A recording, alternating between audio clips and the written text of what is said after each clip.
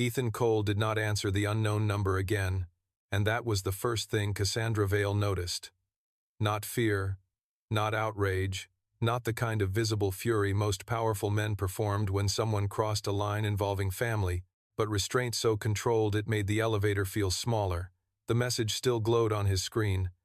Tell the little girl her father is not as clean as she thinks. Cassandra stared at it, then at Ethan's hand closed around Sophie's blue-yellow bracelet, and understood with sudden clarity that every calm word he had spoken in her boardroom had been discipline, not temperament. There was anger in him, a great deal of it. He simply refused to give it to careless people at a discount. Ethan, she said carefully, we need to notify security. We need to preserve the message, identify the sender, protect Sophie's school, and keep Valtrex from making this about my feelings. It is about your daughter, which is exactly why it cannot be handled emotionally. The elevator opened into the lobby before Cassandra could answer. The same marble floor reflected the same white lights, but the building no longer felt grand to her. It felt exposed. Every smooth surface now looked like something that had hidden fingerprints for too long. Ethan stepped out first, and the security guard behind the desk straightened as if the whole tower had learned his name overnight. Mr. Cole. Ethan handed him the visitor badge. I need the lobby access log from noon yesterday through tonight preserved. Do not send it to me. Send it to Diane Mercer and Abigail Trent. The guard nodded quickly. Yes, sir. Ethan paused. And if anyone asks about my daughter, my apartment, or her school, the guard's face hardened with immediate understanding. I say nothing and call security leadership. No, Ethan corrected. You say nothing and call legal. Security leadership may still think this is about keeping people out. It is about keeping records clean. Cassandra watched the guard nod again, slower this time, as if Ethan had just turned a job into a responsibility. Outside, rain sheeted against the black glass doors. Cassandra followed Ethan to the curb where his old sedan waited beside corporate cars that cost more than some houses. Let me send a car with you. No. A security detail? No visible detail near Sophie. Ethan, he turned, and the look in his eyes stopped her. My daughter goes to school. She eats breakfast. She does homework. She complains about fractions. She is not becoming a scene because Malcolm Reese wants me negotiating from fear. Cassandra's voice softened. Then what do you need from me? Ethan looked up at the tower, then back at her. Do not protect me. Protect the process. If Malcolm can make this about a threatened father, he turns pattern into drama. If we keep it about documents, timing, and conduct, he has to fight facts. And Sophie? Sophie is mine to protect, but there will be things you can fix because your building helped create the access. Cassandra took that without flinching. Tell me, find who inside Valtrex opened the Cole response scenarios file before Nora found it. Find who downloaded it. Find whether Russell's consulting account forwarded anything connected to my family. Find whether any employee directory access was used to obtain my address. And find it before morning. I will. No speeches. No apology. Work. A day earlier, Cassandra might have heard insult in that. Tonight she heard trust offered in the only form Ethan could afford, a task. She nodded. I'll do the work. Ethan got into the sedan, started the engine, and drove away through rain that swallowed his taillights within seconds. Cassandra stood under the awning until he disappeared, then turned back into Valtrex Global Tower with a feeling she had not known since her first year as CEO, when the company had almost collapsed under an integration failure and everyone had waited to see whether she could become more than the title on her door. Only this time, the test was not whether she could dominate a room, it was whether she could deserve one. By 12:08 a.m., the East Boardroom had become a command center of a different kind. No red lights, no panicked shouting, no executives pretending speed was competence. Diane Mercer issued preservation holds on Russell Dane's consulting communications, Halberg-related correspondence, lobby records, visitor logs, server access, and any file containing Ethan Cole, Cedar Gate, Sophie, school exposure, custody insinuation, or family leverage. Abigail Trent coordinated from speakerphone with the crisp fury of a lawyer who had discovered someone had written a child into a pressure plan and would now make them regret the grammar. Nora Ellison moved through archived folders with headphones on and 3 monitors open, no longer the overlooked assistant from reception, but the person who had become essential because she had been underestimated at exactly the right time. Cassandra stood behind her, not hovering, not rushing, simply waiting until Nora said, "Found something." Nora opened an access log. The Cole response scenarios file was opened 4 times before tonight. Once by Halberg's data room administrator, once by Russell's board account, once by Russell's personal forwarded archive, and once— She stopped. Cassandra leaned closer. Once by whom? Nora's face tightened. By an account labeled Executive Strategy Temporary Workspace. Diane looked up. That should have been decommissioned after the Meridian acquisition. Martin Sloan, still pale from the day's discoveries, rubbed a hand over his face. It was supposed to be shut down. Cassandra's voice went cold. Who controlled it? Martin hesitated too long. Ethan was not there, but Cassandra could almost hear him. Hesitation is also information. Martin, she said, truth now is cheaper than discovery later. The CFO swallowed. Russell requested it remain active for board scenario planning. I approved the extension. Did you monitor access? No. Did you know Halberg materials were stored there? I knew diligence materials were stored there. I did not know anything about Sophie. Cassandra held his gaze. If that turns out to be untrue, I will not protect you. Martin looked away. I understand. Diane was already writing. We lock the workspace, image it, and bring in outside forensic review. Abigail's voice snapped from the speaker. Already drafting.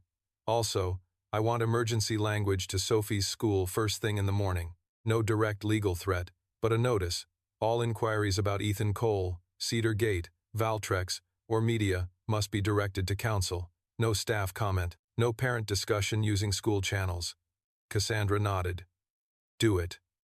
Russell Dane, who had been forced into temporary recusal but remained physically present in a smaller conference room down the hall with counsel, sent 3 messages asking whether the board intended to damage its own governance reputation by treating routine consulting activity as suspicious. Diane read the messages, then looked at Cassandra. He's trying to frame preservation as overreach. Cassandra answered without hesitation. Preserve his messages about preservation. Nora glanced up, almost smiling. The old Cassandra would have enjoyed that small victory.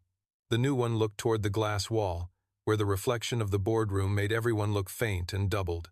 She wondered how many times Ethan had sat in rooms like this and watched powerful people confuse discomfort with injustice. At 12:46, Ethan arrived home quietly, but Sophie was not asleep.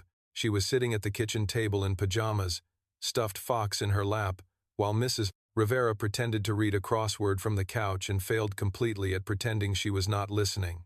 Sophie looked up when Ethan entered. You're late. I know. Same dad?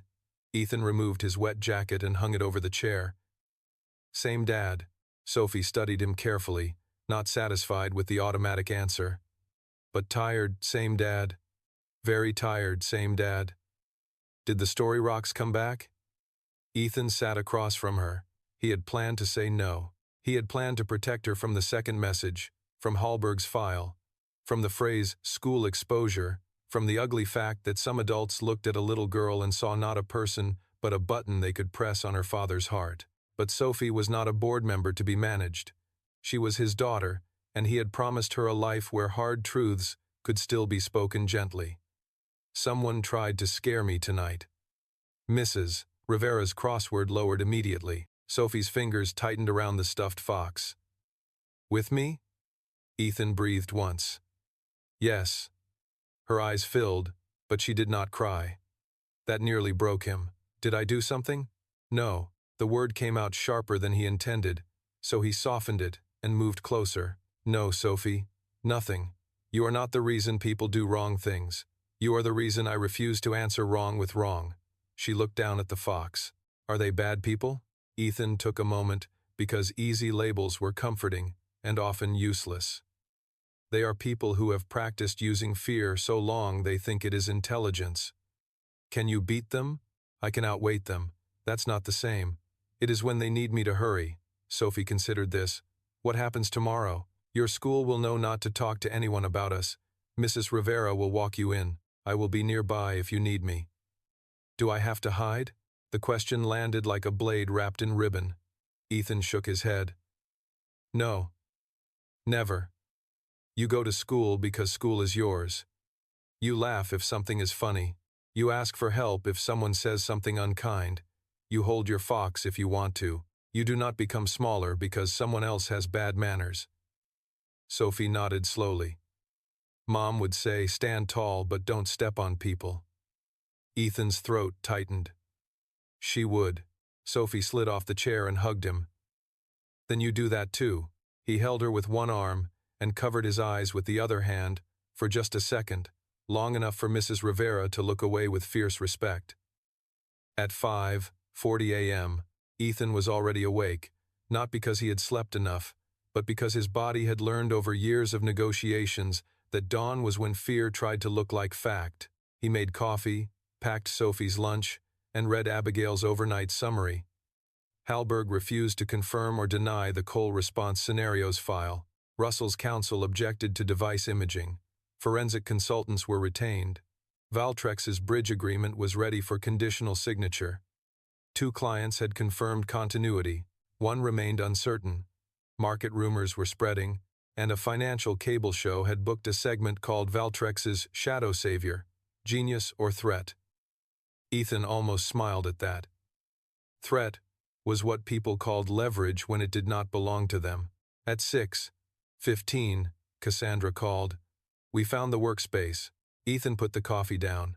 And? It stayed active under Russell's request. Martin approved it. Access logs showed downloads from an IP tied to Greyvale Advisory and a second IP tied to Hallberg Strategic Partners. Diane is preserving both. Good. There's more.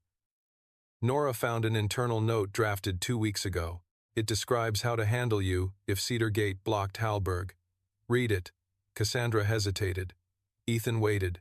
She read, if Cole asserts human covenant objections, challenge economic seriousness. If he invokes Ashford, surface public credibility concerns. If he stabilizes board support, shift pressure to personal reliability and family dependency narrative. Ethan closed his eyes for 1 second. Family dependency narrative. Cassandra's voice shook beneath its control. I am sorry. Do not apologize yet. Ethan. Work first. A pause. We are. Then keep going. Who authored it? No name. But the file path includes our Dane Strategy Archive. Ethan looked toward Sophie's closed bedroom door. Russell is not just careless. No. Cassandra sounded different this morning. Not shocked anymore. Focused. I'm calling a special committee session at 8. Diane wants to seek immediate restrictions on use of personal information and file a notice with Hallberg. Abigail agrees. Good. Will you come in? After school drop-off. Ethan. There may be a market reaction at open. Markets do not need help finding panic. Sophie needs breakfast. Cassandra did not argue. Understood. That word mattered. At 7:35, Ethan walked Sophie to school with Mrs. Rivera half a step behind them, not as visible security, but as grandmotherly weather with sharp eyes. Sophie wore her blue knit hat and carried her backpack with the stuffed fox peeking from the pocket. The school building was ordinary brick, ordinary glass, ordinary morning noise. Buses sighed at the curb. Children laughed too loudly. Parents checked phones. The world did not know it had been placed inside a financing strategy, and Ethan intended to keep it that way. Mrs. Donnelly met them at the entrance. Her expression was steady, kind, and angry in the quiet way good teachers became angry when adults brought ugliness near children. Mr. Cole, we received the notice. The principal and staff are aware. No one will discuss your family with parents or media. Thank you. Sophie looked up. Can I still do art club? Mrs. Donnelly smiled.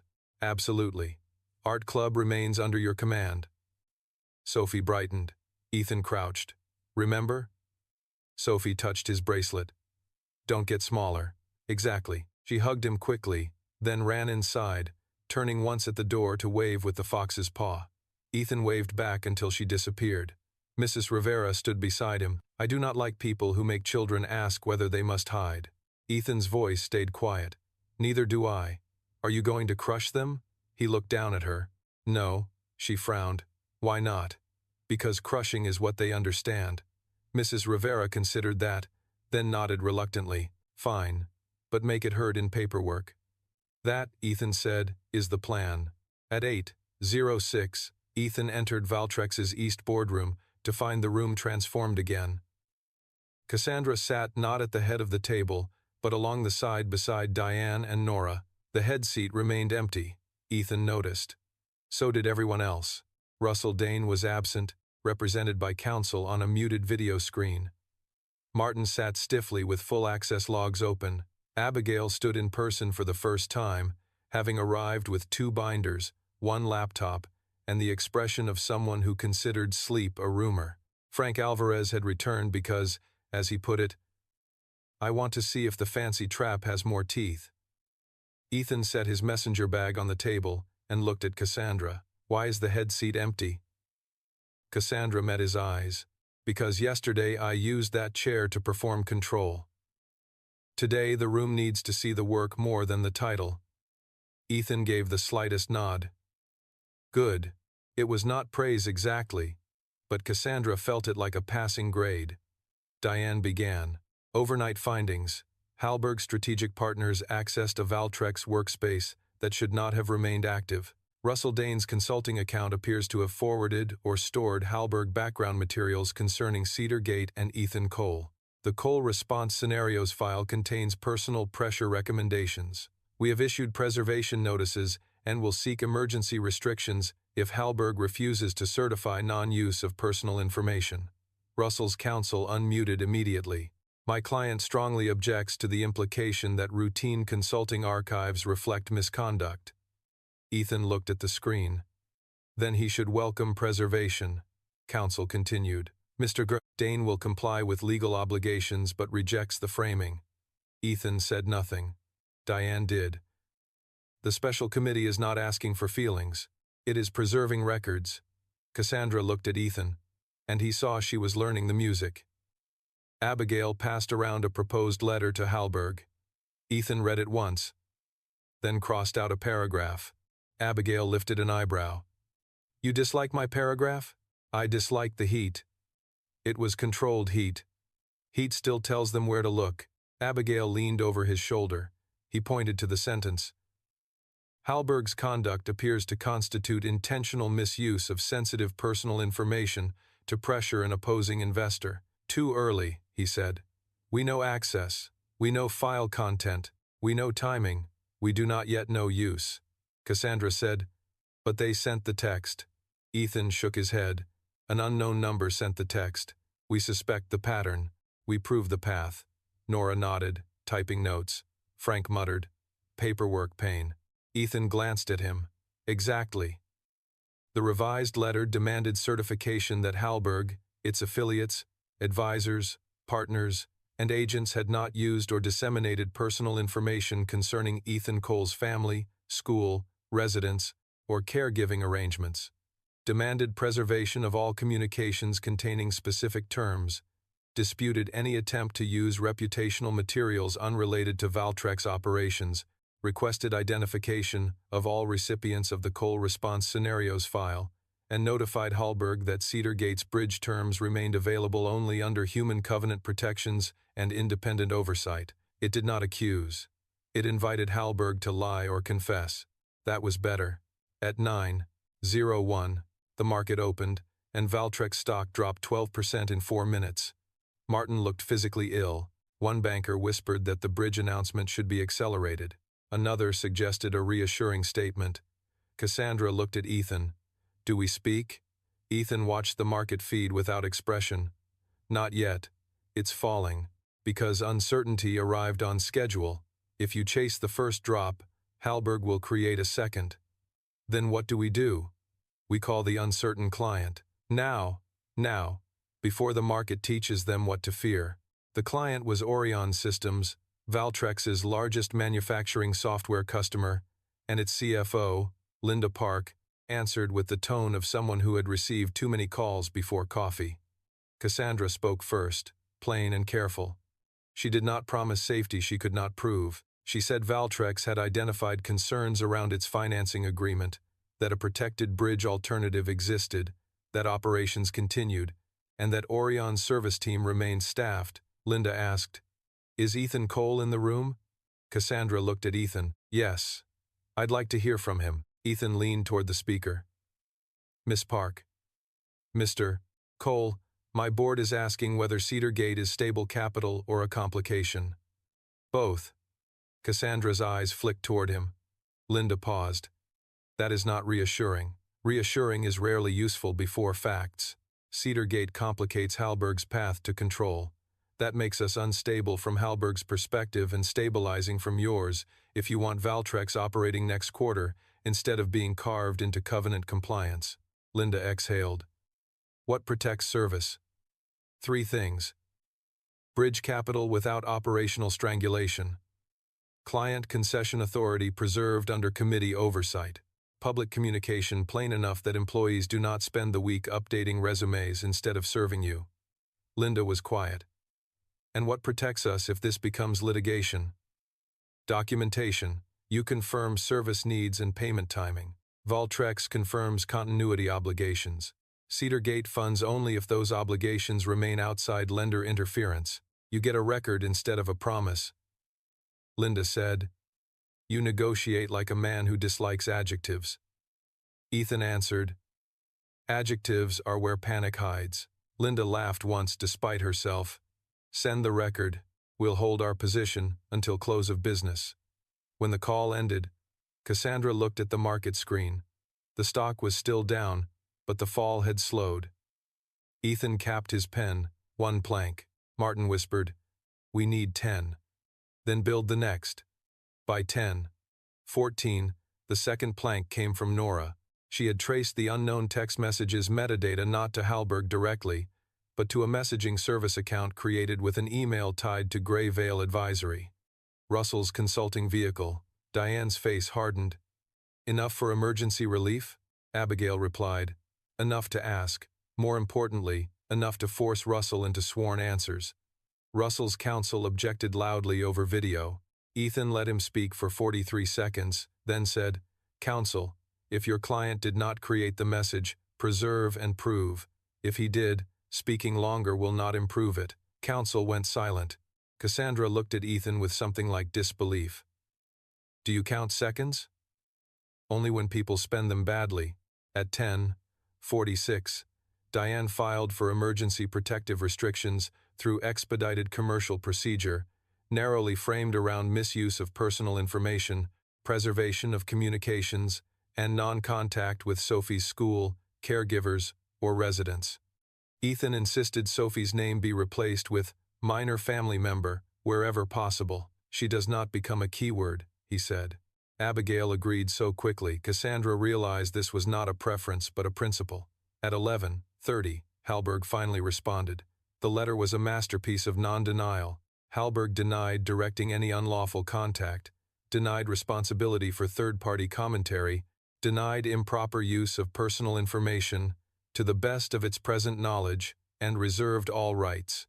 It also refused to identify recipients of the Cole response scenarios file without a confidentiality framework. Ethan read it twice and placed it on the table. "They are buying time." Diane nodded. "Yes." Cassandra asked, "For what?" Ethan looked at Russell's frozen image on the video screen to decide whether Russell is expendable. The answer arrived at 12 p.m. Russell Dane resigned as board chair, citing health and governance distraction. He did not resign from the board. Ethan read the notice and said, "Half a sacrifice." Cassandra was already reaching for her phone. "I'll demand his full resignation." "No." She stopped. "No? If he leaves completely now, he takes his channels with him behind privilege walls and personal counsel. Keep him under obligation while the special committee extracts records." Cassandra hated that he was right. "So we let him stay? We let him remain visible. There is a difference." Frank Alvarez shook his head with grudging admiration. "You don't punch the snake. You make it crawl across flour." Ethan looked at him. "That is more colorful than I would have chosen, but yes."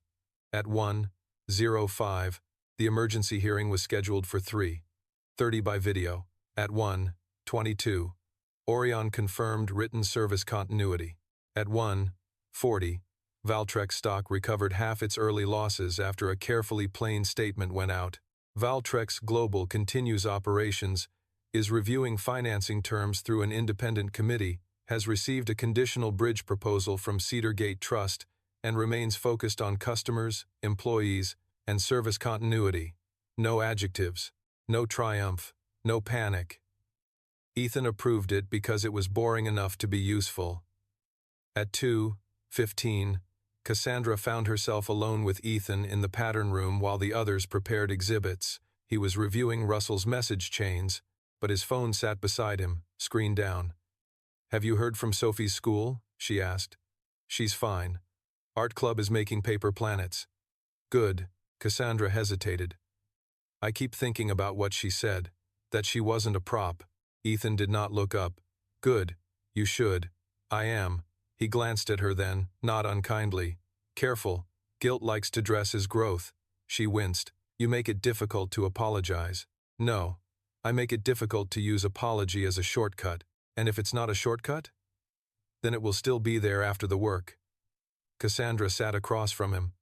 "What if the work doesn't fix what I did?" Ethan leaned back, tiredness visible now in the lines around his eyes. "Most work doesn't fix the past. It changes what the past is allowed to become." That stayed with her.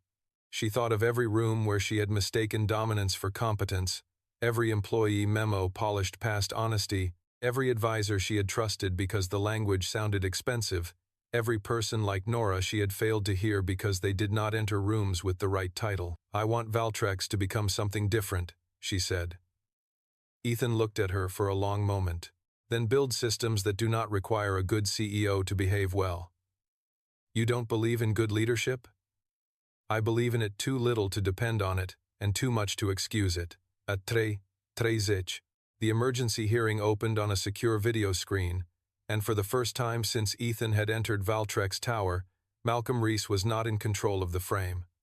The judge, a sharp-eyed woman named Honorable Elaine Porter, appeared from chambers with no patience for theatrical filings. Diane presented first: limited relief, preservation, non-use of personal information, non-contact boundaries, identification of recipients under confidentiality. Halberg's counsel argued that Valtrex was attempting to weaponize vague concerns to distract from buyer's remorse. Russell's counsel argued that Greyvale Advisory's account may have been compromised and that any connection to the unknown message was premature. Ethan did not speak until the judge asked him directly, "Mr. Cole, Cedar Gate's position?" Ethan leaned toward the camera. "Your Honor, Cedar Gate does not ask the court to decide the financing dispute today. We ask only that no party use a family member's private information as leverage while adults argue over money." The judge removed her glasses. "That is a very narrow statement. It is the only statement I need." Halberg's counsel objected that there was no proof Halberg had done so. Ethan replied, "Then the order should be easy to obey." The judge looked almost amused. 15 minutes later, she entered a temporary protective order, prohibiting use, dissemination, or contact involving Ethan's minor family member, school, caregivers, or residents, requiring preservation of relevant communications, and requiring Halberg, Greyvale, and related parties to identify, under seal, all recipients of the Cole Response Scenarios file within 24 hours. It was not everything. It was enough. Sophie was no longer a pressure point without consequence. When the screen went dark, Cassandra saw Ethan close his eyes for the briefest moment. Not victory, relief. The kind that came from placing one board over a hole before anyone fell through. At 4:22, Halberg changed tactics again. Malcolm Reese requested a direct negotiation with Ethan and Cassandra at 6 p.m. No lawyers speaking unless needed. All parties present. Discussion under settlement privilege. Diane objected immediately. Abigail objected more elegantly and with greater implied violence. Ethan surprised them both. Except. Cassandra turned. "Why?" "Because Malcolm is switching from pressure to persuasion. That means he has seen the order and the client confirmations. He knows the bridge may close. He needs me emotional or Cassandra ambitious before end of day. And we give him the chance?" We give him a table. Tables are where men like Malcolm reveal which chair they think belongs to them. At 5:55, Ethan called Sophie from a small conference room. She told him the paper planets had too much glue, that Mrs. Donnelly said her Saturn was structurally brave, and that nobody had said anything strange to her. "Good," Ethan said, his voice gentler than it had been all day. "Are you coming home?" After one more conversation, with the rock people, he smiled faintly. "Yes. Don't throw rocks back." "I won't. Use paperwork. Mrs. Rivera has been teaching you strategy. She said paperwork is where grown-ups hide thunder." Ethan laughed then, a quiet, real laugh, and Cassandra, standing outside the glass wall, heard it and felt something in her chest twist with shame and hope at once. At 6:03, Malcolm Reese entered the East boardroom with one lawyer and no visible concern. He wore a navy suit, a silver tie, and the calm expression of a man who believed every room could still be purchased if one found the correct insecurity. Cassandra sat on one side of the table. Ethan sat opposite Malcolm, not at the head, not with theatrics, just a notebook, a pen, and a glass of water. Diane, Abigail, and Halberg counsel sat back from the table. Nora operated the record system from the corner. Frank Alvarez insisted on being present as observer, and Cassandra allowed it because Ethan said, "Ashford deserves a chair." Malcolm looked at Frank and smiled thinly. "This is sentimental," Frank replied. "And yet I'm still here." Malcolm turned to Ethan. "You got your order. Congratulations." Ethan said nothing. Malcolm continued. "Let's speak plainly. Halberg is prepared to modify certain control provisions, provide additional operating flexibility, and suspend observer rights for 30 days. Cassandra inhaled. Yesterday she would have heard rescue. Today she heard bait. Ethan wrote one word on his notebook, then turned it toward her. "Price." Cassandra asked, "At what price?" Malcolm smiled slightly. "Cedar Gate withdraws its bridge proposal. Valtrex reaffirms the financing agreement, and all parties agree to a mutual non-disparagement framework covering historical materials, press, and third-party allegations." Abigail's eyes narrowed. Diane's pen stopped. Cassandra looked at Ethan. He did not move. "You want silence," she said. Malcolm spread his hands. "I want stability." Ethan spoke for the first time. "Stability with a gag clause is not stability. It is sedation." Malcolm's smile cooled. "Always the poet. Always the pattern." Malcolm leaned back. "Ethan, you know how this ends if you push too hard. Litigation, headlines, customer fear, employee fear, market collapse. Even if you win later, value dies now. Take the better Halberg terms. Claim governance improvements. Cassandra keeps her job. Cedar Gate looks responsible. Your daughter disappears from the conversation. Everyone gets something." Ethan looked at him for a long, quiet moment. "You still think I came here to win a term sheet? You came because you own economic exposure." "No, then because you want redemption for Ashford." "Closer. Still wrong." Malcolm's jaw shifted. "Then enlighten us." Ethan opened his notebook and turned it around. There were no dramatic notes, only 6 lines written cleanly. "Protect the child, protect the workers, protect the clients, protect the record, protect the company if possible, expose the pattern if necessary." Malcolm read it and laughed softly. "That is not a negotiation strategy." Ethan's eyes remained steady. "That is why you keep losing the room." Cassandra felt the sentence land in her bones. Malcolm did not. "I haven't lost anything." Ethan nodded toward Nora. "You lost the file path." Toward Diane. "You lost the clean letter." Toward Frank. "You lost Ashford's silence." Toward Cassandra. "You lost the CEO's fear." Then he looked directly at Malcolm. "And when you brought my daughter into it, you lost my patience." The room went completely still. Malcolm's smile finally disappeared. "Careful, Ethan." "I am careful. I am so careful that I am going to make you one offer instead of the 10 angry things you deserve." Malcolm's lawyer shifted. Ethan continued. "Halberg withdraws its liquidity certification request. suspends all control provisions pending independent review, identifies every recipient of the Cole response scenarios file, confirms non-use of personal information, consents to client continuity protections, and accepts Cedar Gate's bridge as senior operating support without interference. In exchange, Valtrex and Cedar Gate do not seek emergency public injunctive findings tonight and reserve claims under seal while the special committee reviews. Malcolm stared. That is not an offer. That is surrender. Ethan shook his head. No, surrender would be what you offered Cassandra yesterday. Malcolm looked at Cassandra. You're going to let him speak for your company? Cassandra sat straighter, and for the first time, her answer required no glance at Ethan. No, I am listening to him because he is saying what my company should have said before I was wise enough to say it. Malcolm's eyes sharpened. He had misjudged her recovery speed. Cassandra, you will destroy shareholder value, chasing his moral theater. Cassandra's voice held. I destroyed value by signing your trap. You signed a legal agreement. I signed a legal trap. Diane closed her eyes for half a second as if both horrified and proud. Malcolm turned back to Ethan. This is your last chance to keep your past buried. Ethan leaned forward. My past sat at this table today and drank bad coffee. It survived. Frank grinned without humor. Malcolm's voice dropped. There are more stories than Ashford. Then bring them. You may not like what Sophie reads one day. The room changed instantly. Cassandra's hand closed around her pen. Abigail looked ready to stand. Frank looked ready to cross the table. Ethan lifted one hand, and somehow everyone stopped. His voice, when he spoke, was quiet enough that Nora leaned toward the recorder. Malcolm, a master negotiator, knows the difference between pressure and confession.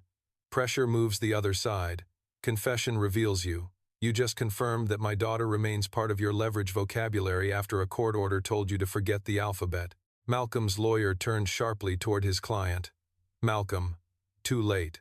Diane was already writing. Abigail's smile was glacial. Cassandra looked at Nora. Preserved? Nora nodded. Every word. Malcolm stood. This meeting is over. Ethan did not stand. No, this meeting is useful. Malcolm glared down at him. You think a transcript saves you? Ethan looked up. No. People save people. Transcripts stop predators from pretending they were misunderstood. Malcolm left without another word, his lawyer following with the haunted look of someone who had just watched a client step on a rake in a very expensive garden. The door closed. For 5 seconds, no one moved. Then Frank Alvarez said, Paperwork thunder. Ethan finally looked tired. Yes. At 7:14. Diane and Abigail filed a supplemental notice under seal referencing Malcolm's statement. At 7:32, Cassandra signed the Cedar Gate Bridge Agreement in conditional form with special committee approval, client continuity protections, employee communication standards, and human covenant language Ethan had forged from the failure of Ashford. At 8:05, Orion and Lancerdine confirmed they would maintain active contracts pending execution. At 8:22, Valtrex sent a second plain statement, boring and strong. At 8:40, Russell Dane's counsel requested a private discussion about cooperation. At 9:03, Halberg's board counsel, not Malcolm, contacted Diane asking whether a limited standstill could be discussed before market open. The trap had not vanished, but the jaws had stopped closing. Cassandra found Ethan in reception at 9:20, where he was thanking Nora for staying late. Nora looked embarrassed by the gratitude. I just did my job, Ethan said. No. You did the work before the title arrived. That is rarer. Nora's eyes shone, and Cassandra looked away because she had passed that desk 1,000 times without knowing what kind of person sat behind it. When Nora left, Cassandra stood beside Ethan. The bridge is real. Conditional, he said. Real things usually are. You should go home. I am. Before you do. Cassandra stopped because apology suddenly felt small again. Ethan waited. She did not force it. Sophie's school is protected. Diane will send you the order and the notice. Security logs are preserved. Russell's channels are locked. We are still reviewing Martin, but nothing suggests he accessed family materials knowingly. Nora is being moved onto the special committee support team with a raise if HR can move faster than molasses. Ethan looked at her. That is work. Cassandra nodded. I thought you'd prefer that to sorry. I do. He picked up his messenger bag, but sorry may be useful someday if it arrives without asking to be useful. Cassandra almost smiled. I'll remember that.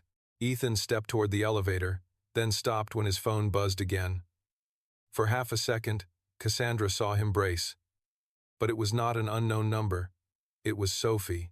A photo appeared, her paper planet project on the kitchen table, with a handwritten note beneath it in careful second-grade letters. Same dad passed. Ethan stared at it until the edges of his face softened.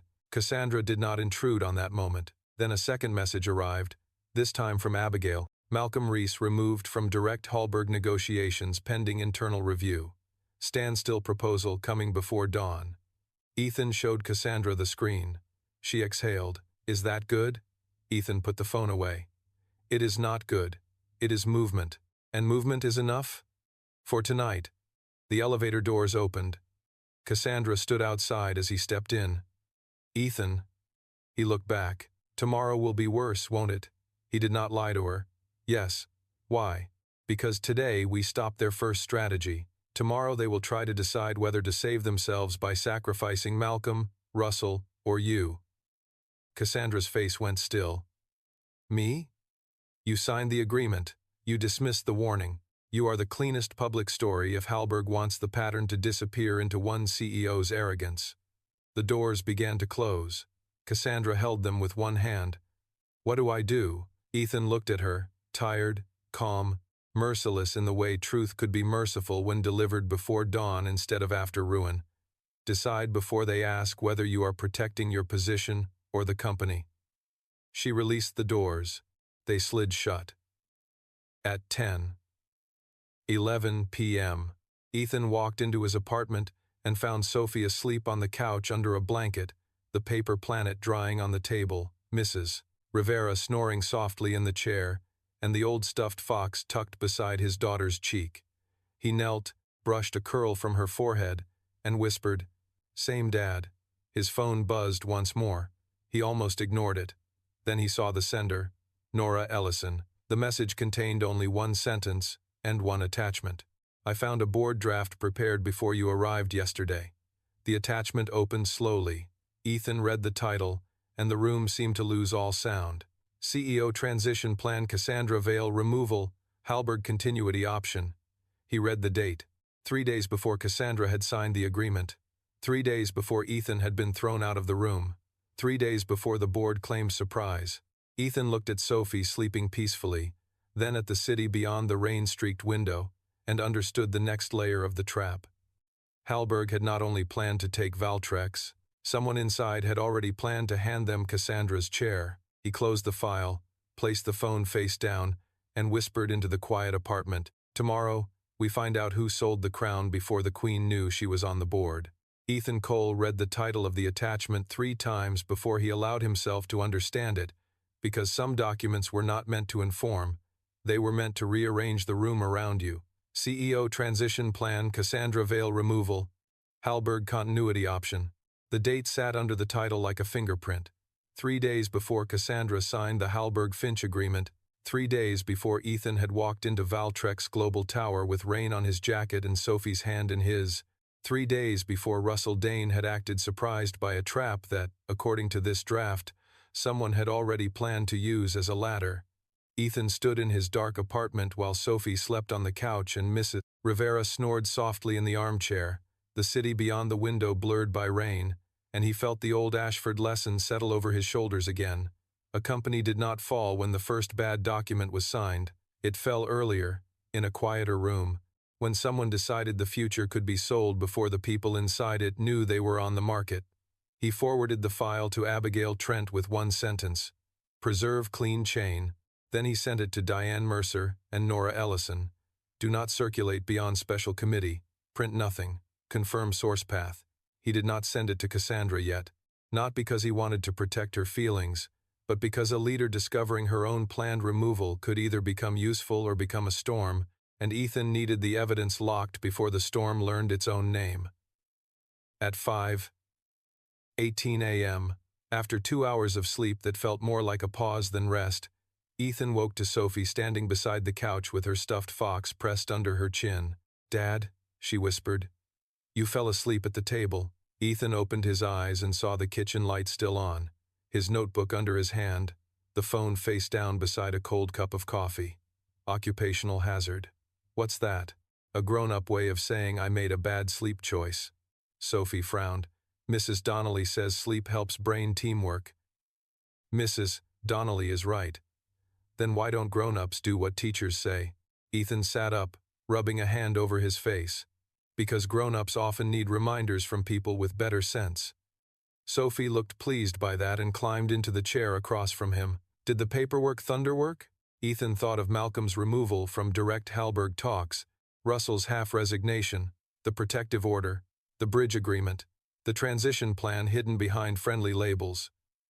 It rumbled. That means more storm? Maybe. She studied him with those careful eyes that always made him want to be more honest than comfort allowed. Is Miss Vale still in trouble? Ethan looked toward the window. Yes, but she was mean. She was. And you're still helping? Yes. Sophie hugged the fox tighter. Why? Ethan leaned back, choosing the answer not for the boardroom, but for the child who had become his only true standard. Because helping someone face consequences is not the same as excusing what they did. Miss Vale made a wrong choice. Other people may have built the wrong choice around her so she would step into it. Both things can be true. Sophie wrinkled her nose. That's complicated. Most fair things are. Do you like her? Ethan almost smiled. That is not required for the work. Sophie nodded solemnly. I don't like broccoli, but I still have to respect it. Exactly. But if broccoli was mean to me, I'd want an apology. Ethan stood and started breakfast. Miss Vale is still doing the work before the apology. That sounds like your rule. It is. Is it a good rule? He looked at the blue-yellow bracelet she had made him, frayed slightly from all the times he had touched it when rooms tried to pull him out of himself. I hope so. At 6:07 May Abigail called while Ethan was packing Sophie's lunch. The transition plan is real, she said without greeting. Nora traced it to a subfolder in Russell's consulting archive, but the author metadata is scrubbed. Diane's forensic team found draft comments from 3 initials, RD, MR, and LQ. Russell Dane, Malcolm Reese, Ethan said. Who is LQ? Possibly Lydia Quayle. Ethan stopped. Hallberg's Restructuring Council? Former. Now independent governance advisor. She appeared on one of the side letter distribution lists. Ethan closed his eyes. Lydia writes CEO removal scripts. That's what worries me. This was not a contingency note. It reads like a staged handoff. Cassandra signs. Market reacts. Hallberg declares concern. Russell convenes emergency governance review. Cassandra is blamed for process failure. Interim leadership agrees to continuity with Hallberg. Who was interim? That page is missing. Ethan looked toward Sophie's bedroom, where she was searching for her blue hat and quietly singing to herself. Find it. Nora is trying. Diane wants to tell Cassandra at 7. No. Abigail paused. Ethan. Not until we have the interim page. She is the CEO. And the target. Targets react. We need her to act. Abigail lowered her voice. You are making a judgment call about information that directly affects her. I know. It could damage trust. Ethan placed the lunch bag into Sophie's backpack. Trust without timing is sentiment. We tell her when the evidence can survive what she does with it. Abigail was quiet for a moment.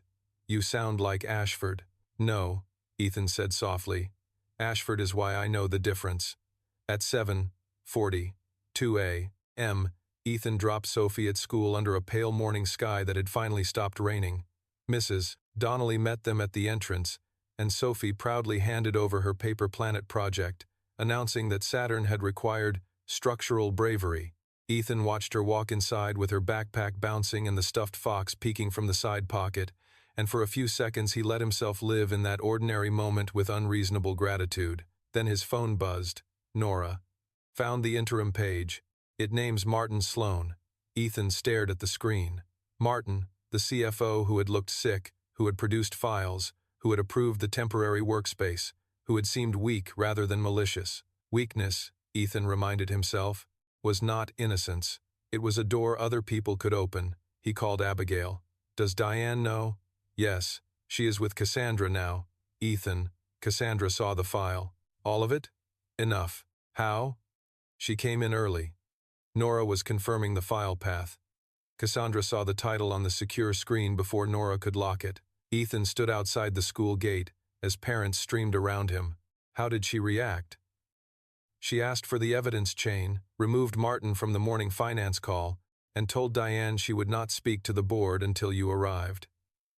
Ethan looked up at the school windows, where children's paper planets hung in bright rows. Good. You sound surprised. I am pleased. Different thing. When Ethan reached Valtrek's Global Tower at 8:31, the building felt less like a tower and more like a machine opened for repair. People moved quietly but not blindly. Security logged visitors with care. Nora had been given a temporary office beside the pattern room, though she still looked uncomfortable with having a door. Diane had set up a secure review protocol. Abigail stood at the table with 2 laptops and an expression that said she had already won 3 arguments before coffee. Cassandra was in the pattern room, not sitting, not pacing, standing perfectly still before the board display where the transition plan glowed in sections: trigger event, executive confidence decline, board intervention, interim continuity, lender stabilization, communications framework. She wore a dark suit today instead of the cream coat, and her hair was pulled back severely, but there was no performance in it. Only containment. Ethan entered without speaking. Cassandra did not turn right away. You knew last night. Yes. You didn't tell me. No. Why? Because the interim page was missing, and you thought I would react before you had the full structure? Yes. Cassandra turned then, eyes sharp, but not wounded in the way Ethan had expected. You were right. Diane looked up, startled. Abigail stopped typing. Ethan studied Cassandra carefully. That was not the easiest answer. No, Cassandra said. The easiest answer was to be offended that the man I humiliated still didn't trust me. But the truth is, I had not earned trust with a document that could blow up my pride before breakfast. The room held the sentence. Ethan nodded once. Then we can work. Cassandra pointed to the screen. Martin. Yes. Did he sell me out? We do not know. Did he know he was named? We do not know. Did Russell and Malcolm plan to replace me with him? The document suggests that. Cassandra's mouth tightened. Martin is weak. That may be why they chose him.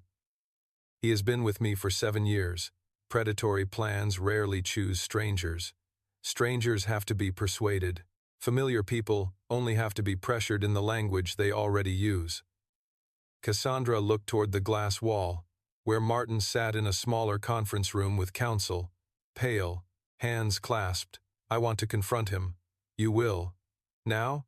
No. Her eyes moved back to Ethan. More waiting. More sequencing. I am beginning to hate that word. That means it is working. Diane stepped forward. Special Committee Counsel recommends interviewing Martin with independent counsel present, preserving his devices, and limiting his finance authority pending review. Cassandra nodded. Do it. Ethan held up a hand. Ask one question first. What question? Ask him if he knows why he was named. Cassandra looked at Martin through the glass. Not if he knew. Why? Ethan nodded. People deny knowledge. They explain reasons. At 9:05, Martin Sloan entered the pattern room with his lawyer, looking smaller than he had the first day Ethan saw him.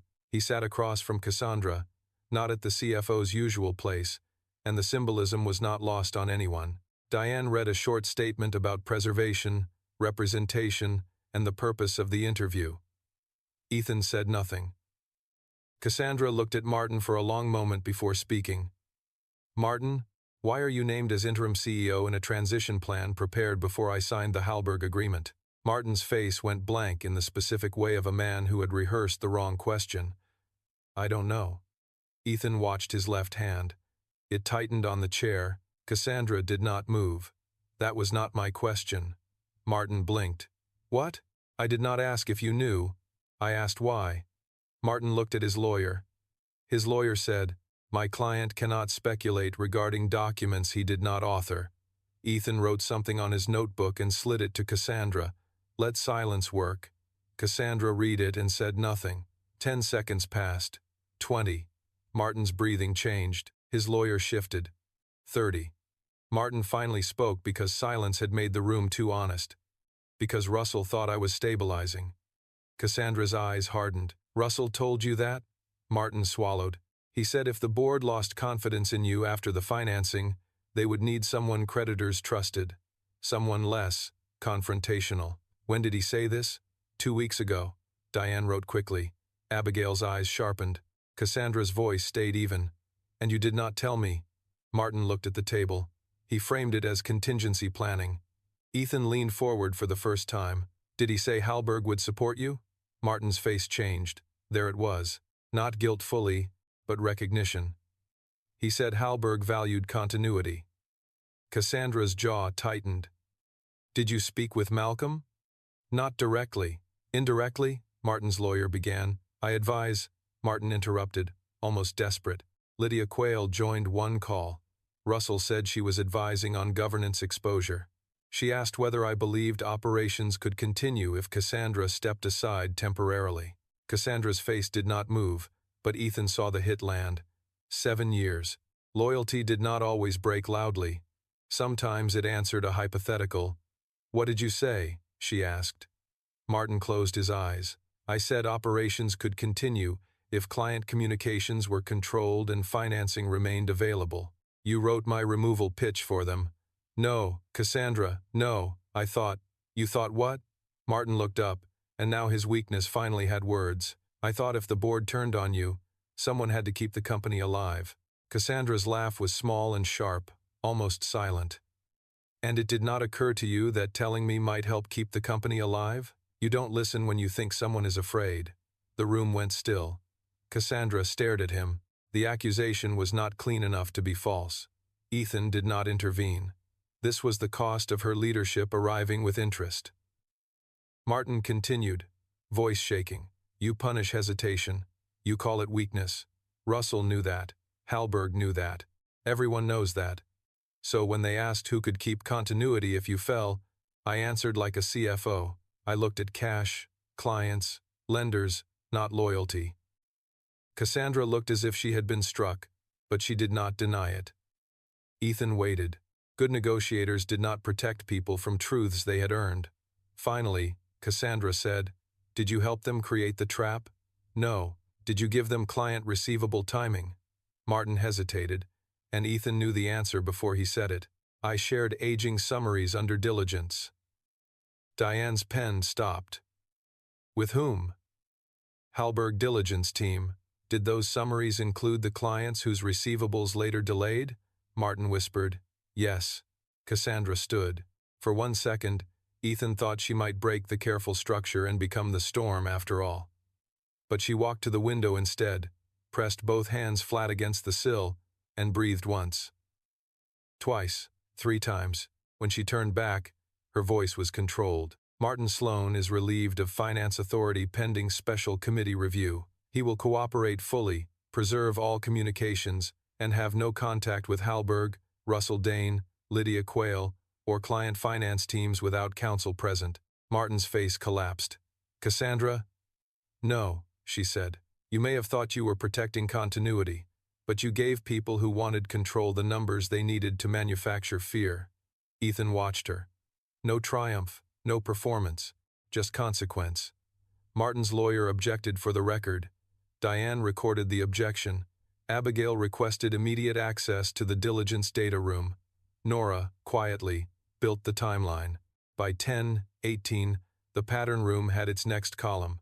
Internal enablement. Under it, Nora listed Russell Consulting Channel, Martin Diligence Summaries, Temporary Workspace Extension, Transition Planning, Lydia Quayle Governance Call. Cassandra stared at the list. They didn't need to break in.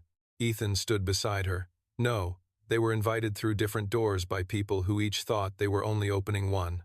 I opened the biggest. Yes. She nodded slowly. And now?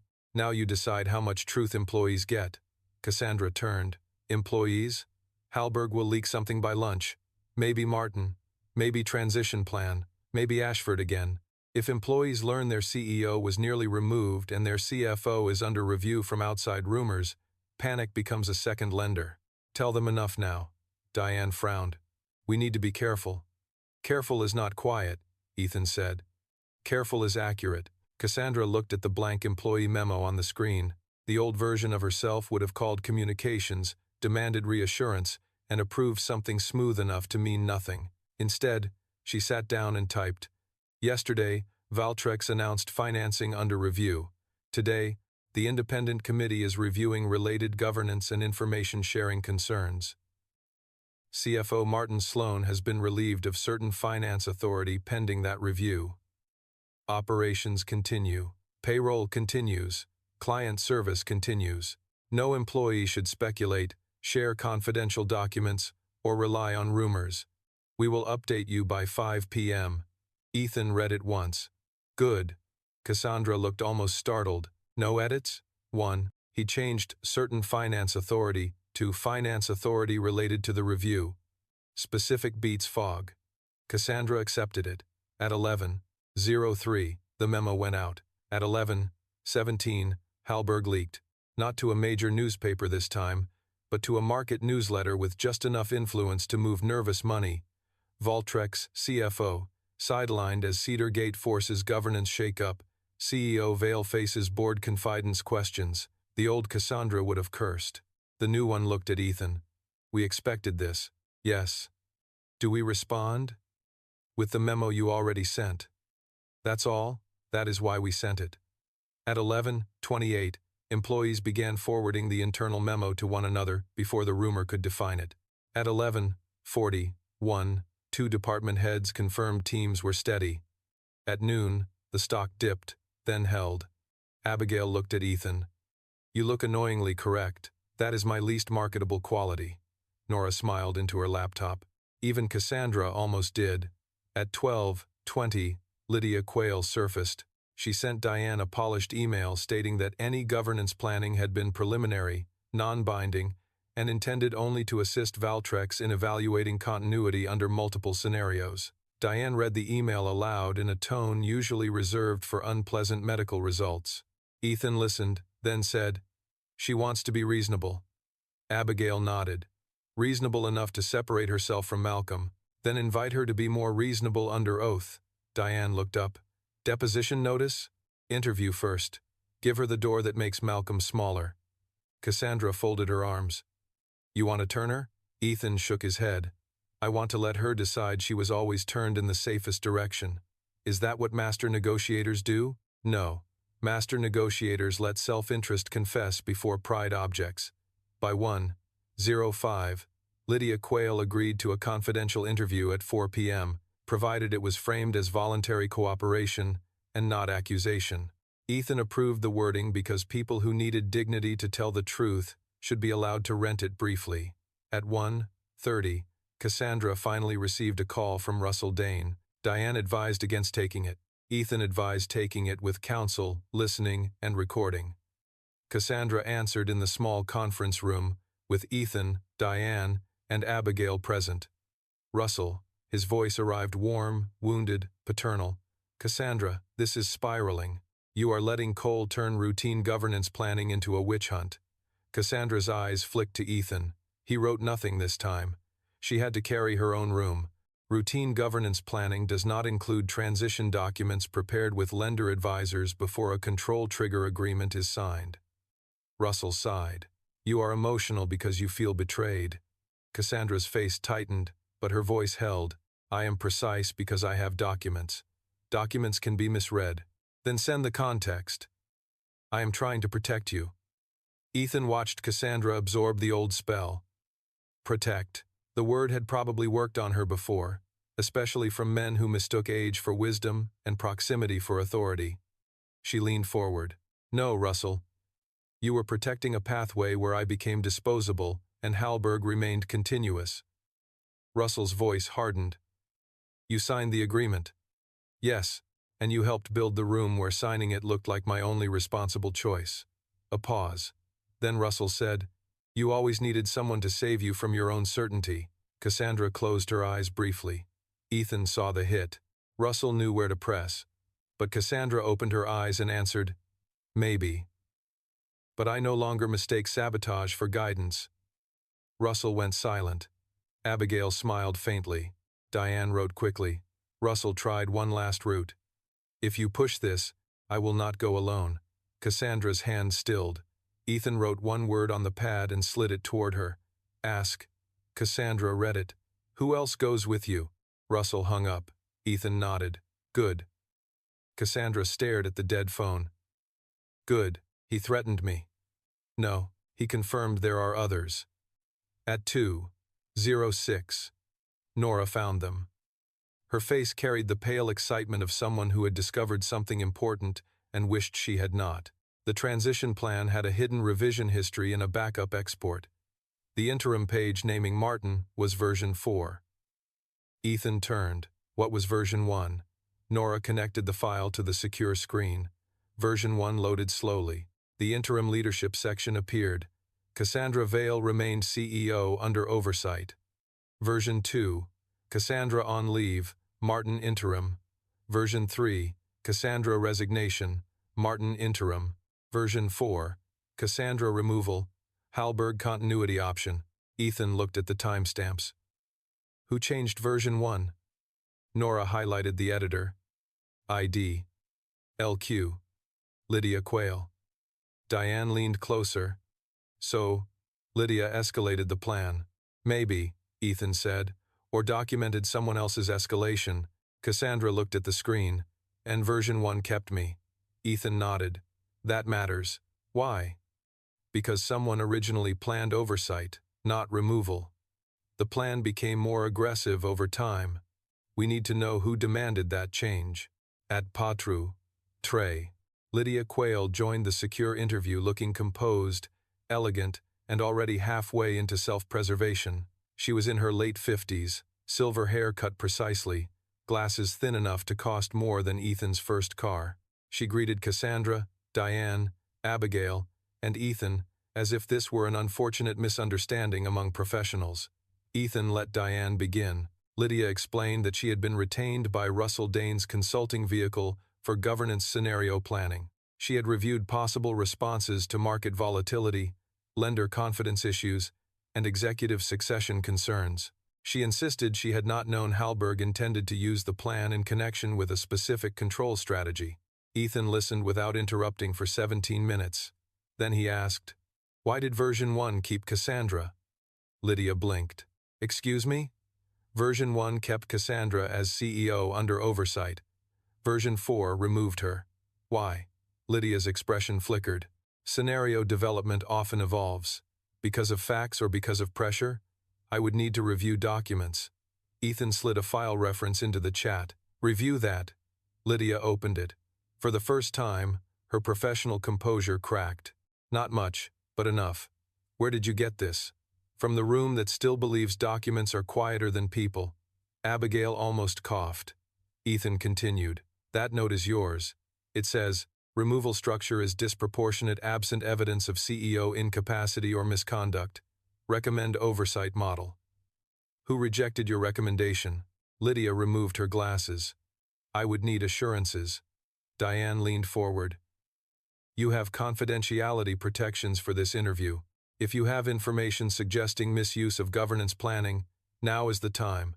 Lydia looked at Cassandra, then Ethan. Malcolm Reese rejected it. The room went still, Cassandra's hands folded tightly. Ethan's voice stayed even. Directly? Through Russell, then directly. He said Cassandra's arrogance made her an unstable counterparty, and that lender confidence required a cleaner continuity option. Cassandra's face changed, but she did not speak. And Martin? Ethan asked. Lydia hesitated. Martin was described as acceptable to creditors. By whom? Russell. Did Hallberg identify him as acceptable before or after receiving client aging data? Lydia closed her eyes. After.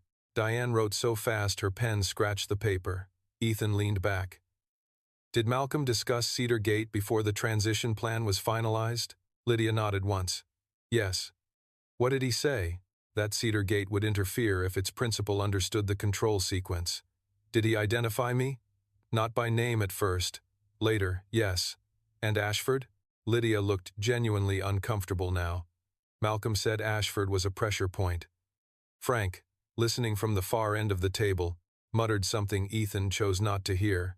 And my daughter? Ethan asked. Lydia looked startled.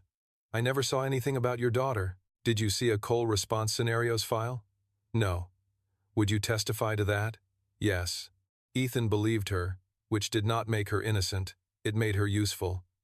Cassandra finally spoke. Miss Quayle, did you know Russell was forwarding documents through his consulting account? Lydia hesitated, then chose her safer truth. Yes. Did you know Valtrex had not authorized that channel? I did not ask. Cassandra's voice was cold. That is not the same as no. Lydia lowered her eyes. No. The interview ended with Lydia agreeing to preserve documents, provide her version history, and submit a sworn statement regarding Malcolm's rejection of the oversight model. When the screen went dark, Cassandra stood very still. They planned to remove me because I might resist after I realized what I signed. Ethan nodded. Yes, but I didn't resist until you forced me to see it. That is why they wanted me isolated first. Cassandra looked toward Nora's office, then the boardroom, then the city beyond the glass. So the trap had two locks. My pride and your reputation. And a third, Ethan said. Your board's fear. By 5/12, the special committee had enough to change posture. Diane prepared a formal notice to Hallberg referencing governance interference, transition planning, personal pressure files, client timing concerns, and internal access issues. Abigail prepared the Cedar Gate Bridge execution package with a clause Cassandra read twice and then looked at Ethan. Human continuity covenant. No financing party may restrict payroll, safety, critical operations, client service staffing, or employee communications without independent committee approval. This is Ashford, she said quietly. Ethan shook his head. No, this is what Ashford did not have. Cassandra signed the bridge at 5:40 p.m., not as a triumphant CEO, but as a woman who had finally understood that saving her position and saving the company were not the same act unless the second came first. Cedar Gate's capital moved into escrow. Clients were notified under controlled language. Employees received the 5 p.m. update. The market steadied. Valtrex breathed, not freely yet, but without Hallberg's hand fully around its throat. At 6:18, Martin Sloan returned with counsel and requested to cooperate. He looked ruined, but not in the theatrical way guilty men sometimes looked when caught. He looked like someone who had discovered that cowardice could be documented. I have emails, he said. From Russell? Diane asked. Russell, Lydia, one from Malcolm's assistant. Maybe enough to show I didn't plan Cassandra's removal. Cassandra looked at him. But enough to show, you should have known. Martin's eyes filled. Yes. She did not comfort him. Then give them to Diane. He nodded. There's one more thing. Ethan's attention sharpened. What? Martin looked at him, then at Cassandra. Hallberg asked for an employee sentiment dashboard 2 months ago. I thought it was normal diligence. It included departments most likely to panic under leadership change. Cassandra went cold. They mapped our employees? Martin nodded. Not personal like Mr. Cole's family, but teams, managers, union exposure, key engineers, client support leads. Ethan stood. Where is it? Martin handed over a drive. I brought a clean export. Frank rose slowly from his chair. Ashford had one of those too. Ethan looked at him. Frank's face was gray with memory. They called it labor continuity risk. Ethan closed his eyes. There it was again, the room outside the room. The people who paid for elegant plans with rent checks, medication, school shoes, and dread at kitchen tables. Cassandra looked at the drive in Diane's hand and finally saw the full shape of what Hallberg had built. Not just a trap for her, not just a trap for Ethan, but a map of every human pressure point that could make a company surrender while calling the surrender rational. "We need to tell employees," she said. Diane frowned. "Carefully." Cassandra looked at Ethan. "Accurately." Ethan nodded. "Yes." At 7:03, Cassandra stood in the loading bay where Valtrex's warehouse workers, engineers, support leads, dispatchers, and managers gathered in person and by internal video. Ethan stood off to the side, not on stage, Sophie's bracelet visible on his wrist, Frank Alvarez beside him like an old witness to a newer kind of repair. Cassandra held no dramatic speech in her hands. Only 3 lines she had written herself and Ethan had not edited. Valtrex is reviewing evidence that outside financing pressure may have included not only controlled terms, but analysis of our employees' likely reactions under stress. I will not pretend that is normal. I will not pretend I saw it soon enough. From this moment, no financing party, board member, or executive will use uncertainty about your jobs, your teams, or your fear as a tool to transfer control of this company. The loading bay was silent. Then Priya Shah, head of dispatch, called from the floor, "Does payroll continue?" Cassandra answered immediately. "Yes." Carl Dobbs, warehouse supervisor, asked, "Do client teams keep authority to solve problems?" "Yes, under the continuity plan." A senior engineer asked, "Are we being sold?" Cassandra looked at Ethan, then back at the employees. "Not tonight, and not quietly." That was the line that moved them. Not applause at first, just breath. Hundreds of people realizing that the company had not become safe, but had stopped lying in a language they could not use. Ethan watched from the side and felt Ashford's ghosts shift, not vanish, but make room. At 8:11, after the employee meeting, Cassandra found Ethan near the loading dock door where evening air moved through the warehouse. "Was that enough?" she asked. Ethan looked at the workers dispersing in small groups, talking, checking phones, asking managers questions that should have been answerable days ago. "Enough for tonight. You say that often." "Because tomorrow keeps arriving." Cassandra gave a tired smile. "What arrives tomorrow?" Ethan's phone buzzed before he could answer. "Abigail." He opened the message. "Halberg emergency board meeting tonight. Source says Malcolm may be sacrificed publicly. Also, Russell seeking immunity through counsel." Ethan showed Cassandra. Her expression hardened. "They're turning on each other." "Yes." "That's good. It is dangerous." "Why?" Ethan looked toward the tower elevators, where Diane was already walking quickly toward them with Nora at her side. "Because when a pattern starts protecting itself, it offers up people instead of truth." Diane reached them, breathless in a way Ethan had not seen before. "Russell's counsel just called. He says Russell will cooperate if we agree not to pursue claims against him personally." Cassandra's eyes flashed. "Absolutely not." Ethan held up a hand. "What is he offering?" Nora answered, her voice tight. "A recording." Ethan turned to her. "Of what?" Nora swallowed. "A call with Malcolm Reese and Lydia Quayle.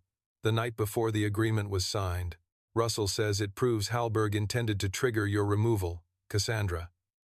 Cassandra went still. Diane added, "He also says the recording names someone else at Valtrex who approved the transition plan. Martin was already under review. Russell was exposed." Cassandra looked at Ethan. "Someone else?" Ethan's face became unreadable. The tower lights reflected in his tired eyes. "There is always another door." At 8:37, in the pattern room, Russell Dane appeared on video with his counsel, no longer warm, no longer paternal, no longer board chair polished. He looked like a man bargaining with the ruins of his own importance. Diane read the terms. No immunity, no promises, proffer only, recording preserved, full forensic cooperation required. Russell objected. Cassandra did not speak. Ethan did. "Russell, you can trade early truth for consideration, or late truth for documentation. You cannot trade partial truth for safety."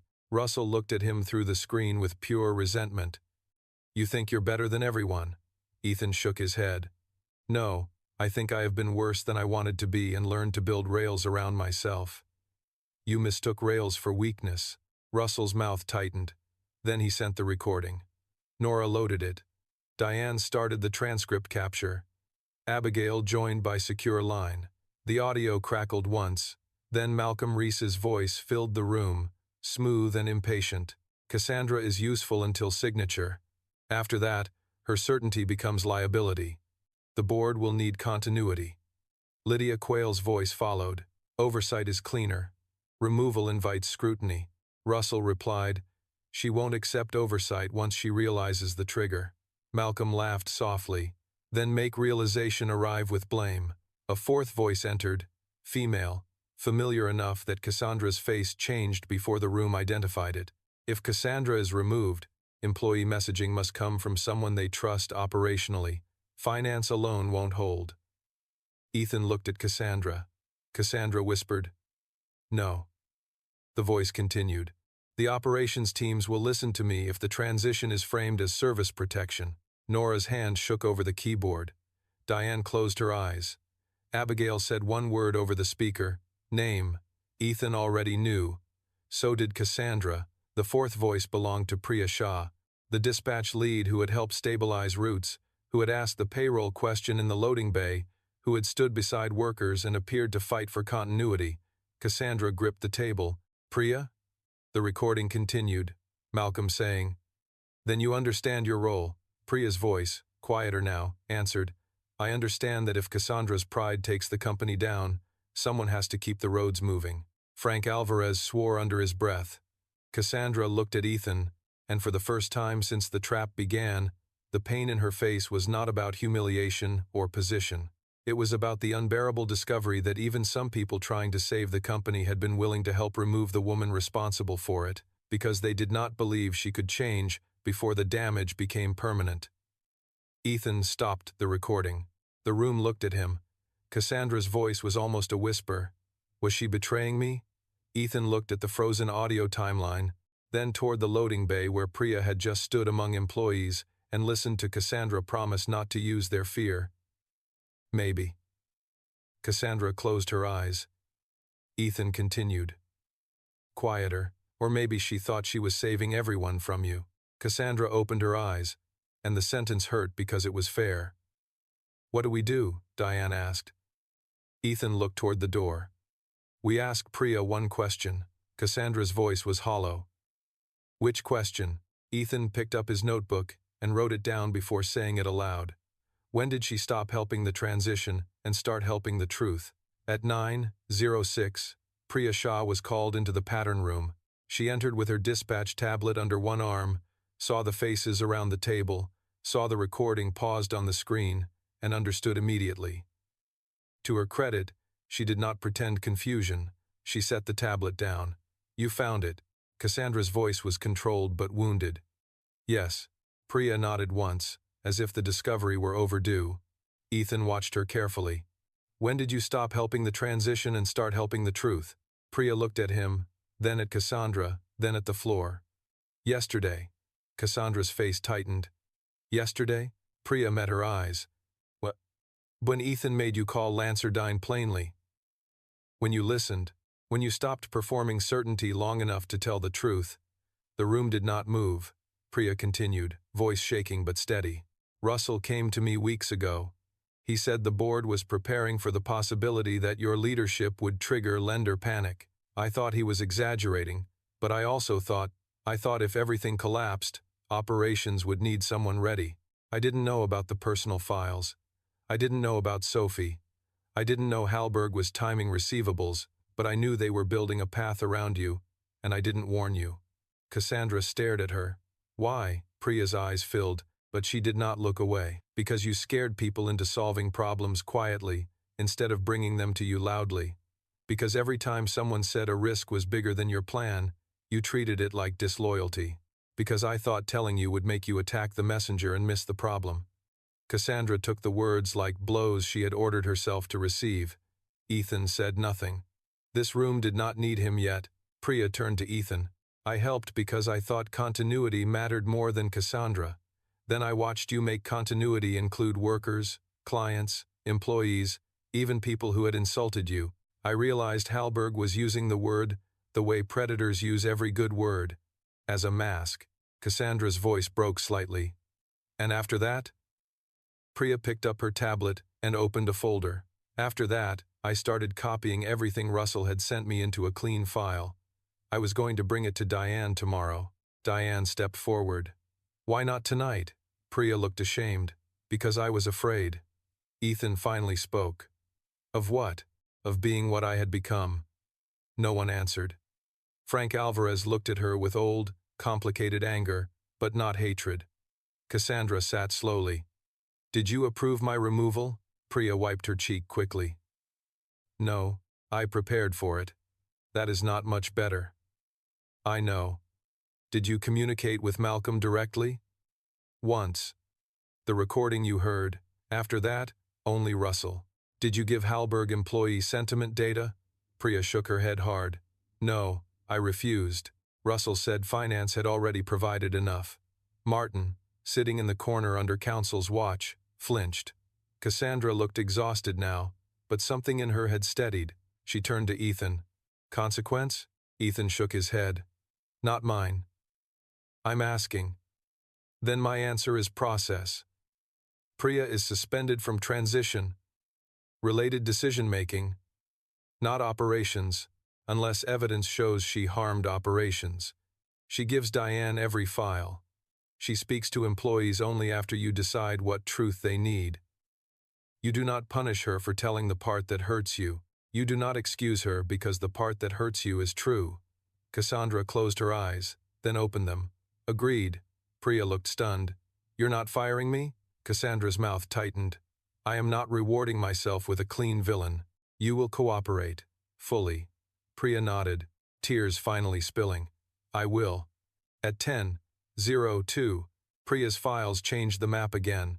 They showed Russell had recruited her as operational continuity support, but that she had not been told about personal pressure against Ethan.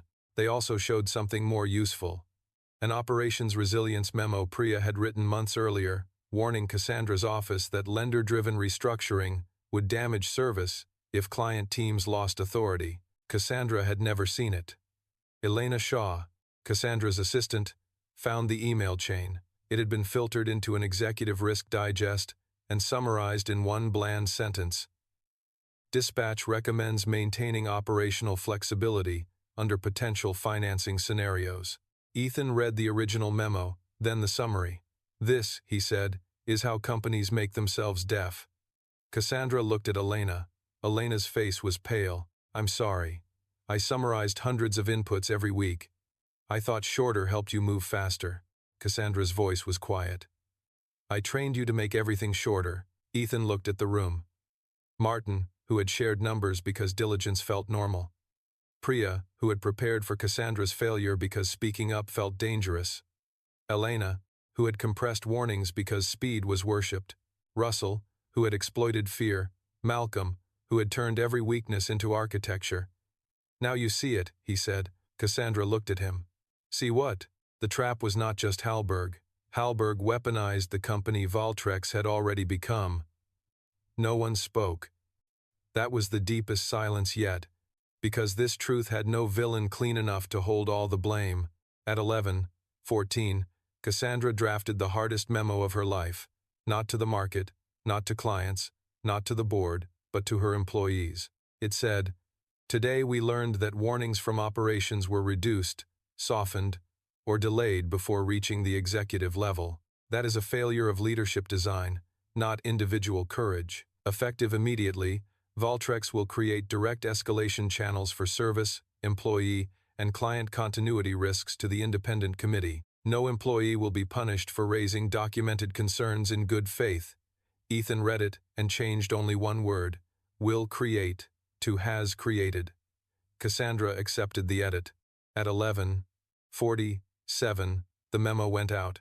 At 12:03 a.m., replies began arriving. Not applause. Stories. A warehouse supervisor in Phoenix wrote that his staffing warnings had been summarized into capacity stable. A client engineer in Street, Louis, wrote that outage concerns had been marked non-urgent because they did not fit the executive dashboard. A payroll analyst wrote that she had flagged transition confusion and never heard back. Nora began organizing the messages with tears in her eyes. "There are so many," Frank Alvarez, old and scarred and suddenly quiet, said. "There always are. Most rooms just don't ask." Ethan stayed until 1:20 a.m., not because he was needed for every email, but because rooms learning to hear could panic at the sound of accumulated truth. Cassandra did not ask whether he was disappointed in her. She did not ask if she deserved to remain CEO. She did the work, assigned owners, protected messengers, separated urgent operations from governance review, made sure Priya could continue dispatch under supervision because punishing truth too quickly would teach everyone the old lesson again. At 1:36, Ethan finally stood to leave. Cassandra walked him to the elevator. Neither spoke at first. Then she said, "You were right. Hallberg used what we already were." Ethan nodded. "Yes. Can a company change that quickly?" "No." She swallowed. "Then what are we doing?" "Building proof that it wants to." The elevator arrived. Cassandra looked at him. "And Priya?" "She is a warning with a name. Treat her like one." "And me?" Ethan stepped into the elevator. "You are the same." She flinched slightly. He continued, "A warning with a title." The doors closed before she could answer. At 2:05 a.m., Ethan came home to find Sophie asleep in her bed this time, Mrs. Rivera gone, and a note on the kitchen table in Sophie's uneven handwriting. "I left you cereal. Same dad needs food." Ethan stood there for a long moment, smiling despite everything. Then he ate the cereal dry from the bowl because the milk had gone warm, and because love did not require ideal conditions to be received. His phone buzzed at 2:18. "Abigail. Hallberg Internal Board removes Malcolm from Valtrex matter. Standstill offered. Also, Lydia sent sworn statement. Russell seeking formal proffer tomorrow." Then another message from Nora. "Employee stories now over 400. One mentions Ashford-style labor continuity risk language used at Valtrex before Hallberg." Ethan stopped eating. He opened the attachment. The employee was from Human Capital Analytics. The message said that 3 months ago, an internal dashboard had been built not by Hallberg, not by Russell, but by Valtrex itself. It ranked teams by friction risk, manager loyalty, employee dependence, and replacement difficulty under restructuring scenarios. At the bottom of the screenshot, blurred but visible in the system header, was the project name, Crown Stability. Ethan looked toward Sophie's bedroom, then back at the screen. Hallberg had not invented every weapon. It had found some already inside the castle. He forwarded the message to Cassandra with one line, "Tomorrow, we stop looking only outside." Then he sat alone in the kitchen, the cereal bowl empty, and understood that Chapter 2 of the war had begun. Not to save Cassandra from Hallberg, not to save Valtrex from Malcolm, but to save the company from the parts of itself that had learned to call people risk before remembering they were people. Cassandra Vale read Ethan Cole's message at 2:21 a.m. While standing alone in the executive kitchen of Valtrex Global Tower, a paper cup of untouched coffee cooling in her hand, and the entire building humming around her like a machine that had finally begun to hear its own broken gears. "Tomorrow, we stop looking only outside." Beneath the sentence was the employee screenshot from Human Capital Analytics, and beneath that screenshot was the project name that made her stomach tighten, Crown Stability. For 2 days, Cassandra had allowed herself to believe that Hallberg Finch was the invader, Malcolm Reese, the predator, Russell Dane, the inside rot, Martin Sloan, the weak door, Priya Shah, the painful warning, and Lydia Quayle, the hired architect who had drawn too many dangerous lines. It had been terrible, but at least it had been organized. There were bad people, bad documents, bad choices, and a path to expose them. But Crown Stability was different. It carried Valtrex's own header. It was not Hallberg's language forced into the company. It was Valtrex speaking about its own employees in a voice Cassandra recognized too well. Efficient, strategic, bloodless, proud of being able to turn fear into a dashboard. She enlarged the screenshot.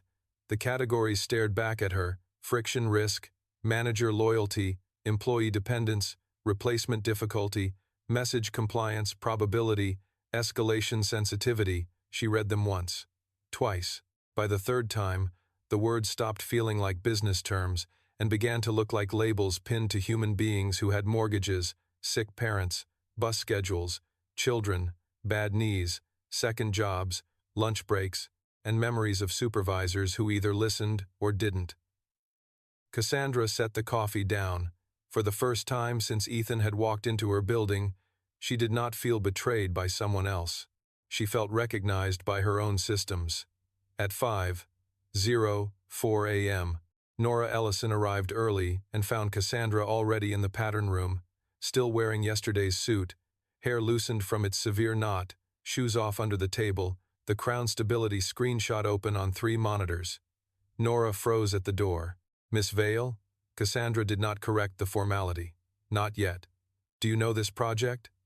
Nora stepped in carefully, holding a stack of folders against her chest. "I saw the name in an executive digest months ago. I thought it was workforce planning." Cassandra turned toward her. "Did I approve it?" Nora's face tightened with the terrible discomfort of someone who respected the truth enough to hate carrying it. "You approved the broader resilience initiative." "That is not an answer," Nora swallowed. "The project was included under that initiative. I don't know if anyone showed you these categories." Cassandra nodded slowly. "Find who did. I already started." Cassandra looked at her. Nora lifted the folders. "After Ethan's message, I couldn't sleep." Something in Cassandra's chest shifted. Yesterday, she would have called that initiative. Last week, she might have called it ambition. Now she understood it as one of the many ways the people beneath her had been doing the work while she was busy believing work only counted when it arrived through the official door. "Thank you, Nora." Nora blinked. "You don't have to." "Yes," Cassandra said. "I do. At say, 15. Ethan was making breakfast for Sophie when Cassandra called. He answered while slicing an apple into uneven wedges, because Sophie insisted perfect slices tasted too serious. "Vale." Cassandra's voice came through, low and tired. "Crown stability was ours." Ethan placed the knife down. Sophie, still in pajamas, looked up from her cereal. "Is it the company?" Ethan nodded once and stepped toward the window. "How much do you know?" Cassandra inhaled. "Enough to know I approved the umbrella initiative. Not enough to know whether I saw the categories. That distinction matters legally. Does it matter morally?" Ethan looked back at Sophie, who was pretending not to listen and failing. "Yes, but not the way you hope. If you built a system where categories like that could reach production without your understanding, that is still leadership." Cassandra did not defend herself. "I know." Ethan heard it then. Not shame performing humility, not panic-seeking instruction, but the beginning of ownership. "Good," he said. "Then today is not about proving you are innocent." A dry laugh escaped her. "That would be difficult. Today is about proving Valtrex can tell the truth about itself before Hallberg uses that truth as a weapon. They know? If an employee found it, assume Hallberg either knows or will know by lunch. What do we do first?" Ethan glanced at Sophie again. She held up one apple slice and whispered, "Too pointy." He turned away to hide his smile. "First, lock the system without destroying access. Second, preserve the model, inputs, outputs, approvals, and every executive summary. Third, identify whether Hallberg received crown stability data. Fourth, do not call it an HR tool." "What do we call it?" "What it is." Cassandra's voice dropped. "A people pressure map." Ethan was silent for one beat. "Yes." Sophie slid from her chair, padded over in socks, and tugged his sleeve. "Dad, what's a people pressure map?" Ethan covered the phone. "A bad grown-up chart that forgets people are people." Sophie frowned. "Then fix the chart." He looked at her, then uncovered the phone. "Cassandra, I'll be an after-school drop-off. Market opens at 9:30. Sophie's school opens at 8. "I know." And for once, she said it without tension, without hidden pressure, without making him remind her which room mattered more. At 8:22, Ethan entered Valtrex Global Tower and saw that the lobby had changed again, not physically. The marble still shone, the lights still glowed, the elevators still whispered upward behind glass, but at the security desk, the guard who had once looked at Ethan's shoes before his name now checked each visitor with careful neutrality. On a small internal sign facing staff, printed without logos or slogans, were 3 plain rules. Do not discuss private family information. Preserve records. Direct inquiries to legal. Ethan stopped, read it, and nodded. The guard noticed. Miss Vale ordered it last night. Good. She also asked us to review old visitor denials. Ethan looked at him. Why? The guard's expression changed, embarrassed but steady. She said a lobby is where a company shows who it thinks deserves to enter. Ethan studied him, then said, That sounds like work. The guard nodded, as if he understood the weight of that word now. On the 38th floor, the pattern room had expanded into 2 rooms and 1 hallway. The first room still held Hallberg documents, Russell's files, Lydia's version history, Martin's diligence summaries, Priya's operational memos, and the Ashford comparisons. The second room had a new label written on a temporary whiteboard by Nora in black marker. Internal System Review. Ethan looked at it and said, Too formal. Nora appeared beside him, exhausted but alert. What would you call it? The mirror room. Nora stared at him. That sounds dramatic. Only internally, never write it in a filing. She smiled despite herself and changed nothing. But from that moment, everyone called it the mirror room anyway. Cassandra stood at the front, with Diane, Abigail, Frank Alvarez, Martin under limited authority, Priya under supervised operations status, Elena Shaw, and a new person Ethan had not yet met. A woman in her early 40s with tired eyes, a gray blazer, and a face that looked like it had spent all night deciding whether fear was still useful. Cassandra gestured to her. This is Lila Moreno, Director of Human Capital Analytics. Lila stepped forward. Mr. Cole, Ethan nodded. Miss Moreno. She looked surprised he did not begin with accusation. Most people did. Most rooms did. Ethan opened his notebook. Explain crown stability. Lila looked at Cassandra. Cassandra shook her head. Not to me, to the room. Lila swallowed. It began as a resilience model. The stated purpose was to identify teams that might experience disruption under restructuring, leadership change, client loss, or financing uncertainty. Ethan said, Stated purpose is the brochure. What did it do? Lila took the hit. It ranked teams by likely reaction. Reaction to what? Stress events. Which stress events? Leadership changes, payroll rumors, benefit uncertainty, site consolidation, manager turnover. Frank Alvarez leaned back with a sound of disgust. Ashford had prettier names too. Lila's face tightened. I know how it sounds. Ethan looked at her. No, you know how it sounds now. What did it sound like when you built it? Lila closed her mouth. That was the first useful silence. Cassandra watched Ethan carefully. He was not humiliating Lila. He was removing the soft wrappers around a truth until the person holding it could feel its shape. After several seconds, Lila said, It sounded like preparedness. And who asked for it? The first request came from executive strategy. Cassandra's eyes moved to Elena. Elena lowered hers. Through a digest? Ethan asked. Lila nodded. Then expanded after Russell asked for board-level scenario readiness. Diane wrote quickly. Did Hallberg see it? I don't know. Ethan leaned forward. That answer is too broad. Did you send it to Hallberg? No. Did you send outputs to Martin? Lila hesitated. Summaries. Martin's face fell. I received workforce stability summaries, not the full model. Ethan turned to him. Did you include them in diligence? Martin looked sick again. I may have referenced them. Cassandra's voice went cold. Martin. Not employee names, he said quickly. Aggregate categories. Site risk, department resilience, communication readiness. Priya stood at the back of the room, arms folded tightly. Communication readiness means who would believe management if things got bad. Lila flinched. In practice, yes, Frank muttered. There it is again. Fancy words wearing gloves. Ethan wrote something on his notebook, then looked at Lila. Did the model identify individual employees? Lila hesitated again, and this time the silence was worse. Not in the board dashboard. Ethan's eyes did not move. Where? In the underlying data. Cassandra closed her eyes. Abigail swore under her breath so quietly only Ethan heard. Diane asked, "What individual factors?"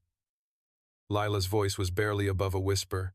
"Tenure, role criticality, manager feedback, prior escalation history, benefit dependence indicators, commute sensitivity, compensation band, potential organizing influence." Frank stood so abruptly his chair scraped the floor. "You ranked people by how hard life had its boot on their neck?" Lila's eyes filled.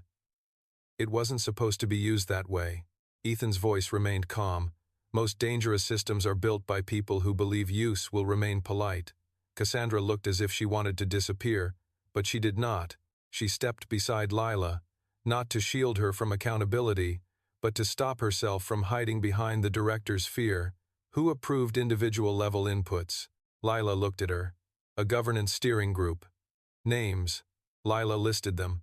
Martin Sloan for finance, Russell Dane for board strategy, Elena Shaw as executive office coordinator, Priya Shah for operational continuity feedback, HR general counsel liaison, and Cassandra Vale as executive sponsor through the Resilience Initiative. The room went utterly quiet. Cassandra nodded once, slowly. "So, my name is on the door." Ethan did not soften it. "Yes, even if I did not read the room behind it. Especially then." That landed harder than any accusation. Cassandra looked at Lila. "Lock individual-level access now. Preserve everything. No deletion, no cleanup, no reclassification. Diane oversees. Abigail observes for Cedar Gate.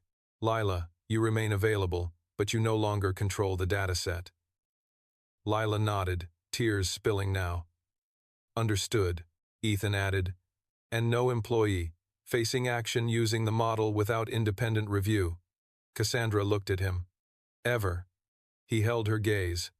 "Ever is a long word. Build the structure so it does not depend on you remembering today." At 9:30, the market opened again, but this time the pattern room did not chase the first price movement. Cassandra had learned. Martin had learned. Even the bankers had learned to wait before offering reassurance no one could prove. The stock dipped modestly after overnight speculation, then steadied when the Cedar Gate Bridge escrow notice appeared in the market feed. Halberg had not signed the standstill yet. Russell had not completed his proffer. Malcolm had been removed from direct talks but not from the story. And now Crown Stability sat like a bomb under Valtrex's own feet. Diane wanted to keep the internal review confidential until they knew whether Halberg had accessed the model. Abigail agreed, with conditions. Frank disagreed loudly. "You start hiding a people map and you become the people map." Cassandra looked at Ethan. "What do you think?" Ethan glanced at the employee message count on Nora's screen, now over 700. "I think employees already know the company turned them into categories. They may not know the project name, but they know the feeling. The question is not whether to tell them. The question is how much truth can be paired with immediate protection." Diane said, "If we disclose too early, we create panic." Ethan looked at her. "Panic fills empty space. Give it facts and a door." "A door to what?" Nora asked. Ethan turned to the whiteboard and wrote 3 words. Review, redress, representation. Review, independent audit of Crown Stability and related systems. Redress, employees can request whether their data was included or used for decisions. Representation, workers have seats in designing the replacement policy. Cassandra stared at the words. "That is not a memo. That is a governance change." "Yes, Cedar Gate would require it?" "Cedar Gate already requires human covenants. This is where you prove they are not decoration." Martin looked up weakly. "It will terrify the board." Ethan turned. "Good. Boards should occasionally fear the people their systems describe." At 10:12, Priya asked to speak. Cassandra nodded. Priya stepped forward, still under review, still carrying the weight of her involvement in the transition plan. "If you tell employees Crown Stability existed, operations will shake. Not because people are fragile, because they'll start wondering whether every missed promotion, every transfer, every ignored warning came from a score." "Did it?" Cassandra asked. Lila answered before Priya could. "Sometimes." The word dropped into the room and stayed there. Ethan looked at her. Explain. Lila wiped her face and forced herself to continue. The model was advisory. It did not directly make employment decisions, but certain teams were flagged as high friction, low message compliance, high replacement difficulty. Those flags may have influenced communication timing, manager assignments, retention packages, restructuring sequencing. Frank looked murderous. May have. Lila's voice shook. Yes, may have. Cassandra spoke slowly. So an employee who raised concerns could be marked as an escalation risk. Lila nodded. A manager trusted by workers could be marked as high organizing influence. Yes. A team dependent on benefits could be considered less likely to leave. Yes. Cassandra closed her eyes. Ethan watched her reach the part of responsibility where apology became useless unless attached to machinery. She opened her eyes. Then we tell them, Diane began. Cassandra, carefully, accurately, with structure, but we tell them. Ethan said nothing, and Cassandra understood that silence as approval because he no longer had to push her toward the harder road. She had begun choosing it while it still hurt. At 11:00, Valtrex issued its most painful internal notice yet. Cassandra wrote the first draft herself. Nora edited for clarity. Diane edited for legal accuracy. Abigail edited for enforceability. And Ethan removed every adjective that tried to escape consequence. The message said, Valtrex has identified an internal workforce resilience project, Crown Stability, that used employee and team-level indicators to evaluate reactions under restructuring and leadership stress. Access to individual-level data has been locked pending independent review. No employment action may rely on this model or related outputs. An independent audit will begin immediately. Employees will receive a process to learn whether their data was included or used. Worker representatives will participate in designing future policy. We recognize that systems built to understand uncertainty can become systems that manage people through fear. That is not acceptable. We will update you by 5 p.m. Ethan approved the final sentence because it did not promise trust. It promised another update. That was better. The reaction came within minutes. Not chaos, not calm. A wave, hundreds of replies, some angry, some relieved, some with screenshots, some with stories. One warehouse lead wrote, "So that's why my safety escalation became a culture risk." A support manager wrote, "My team was told we were resistant to change," after asking whether layoffs were planned. A payroll specialist wrote, "Please tell me benefit dependence doesn't mean what I think it means." Nora read that one aloud and had to stop. Frank answered from the back of the room, voice rough. "It means exactly what she thinks, unless you prove otherwise." Cassandra's face tightened. "Then we prove otherwise, or we admit where we can't." At 11:47, Hallberg made its move. A letter arrived from Hallberg's board counsel, not Malcolm Reese, offering a standstill on control provisions for 14 days, suspension of liquidity certification enforcement, and recognition of Cedar Gate Bridge support as interim operating capital, provided Valtrex released a joint statement confirming that disputes arose from mutual misunderstandings regarding financing mechanics and that neither party admitted wrongdoing. Diane read the offer. Martin looked hopeful. One banker whispered, "That's workable." Frank snorted, "That's perfume on a landfill." Cassandra looked at Ethan. "Translation?" Ethan took the letter, read it, and placed it on the table. "They will pause the knife if you agree to call the wound a misunderstanding." "No," Cassandra said immediately. The banker looked alarmed. "We should consider—" "No," she repeated. Ethan did not smile, but his eyes shifted slightly, the smallest sign of respect. Abigail asked, "Counter?" Ethan said, "Yes. Standstill accepted in principle. Joint statement rejected. Replace with separate statements. Hallberg may say it disputes Valtrex's concerns and agrees to interim stability. Valtrex says it has identified financing, governance, and workforce data concerns requiring independent review.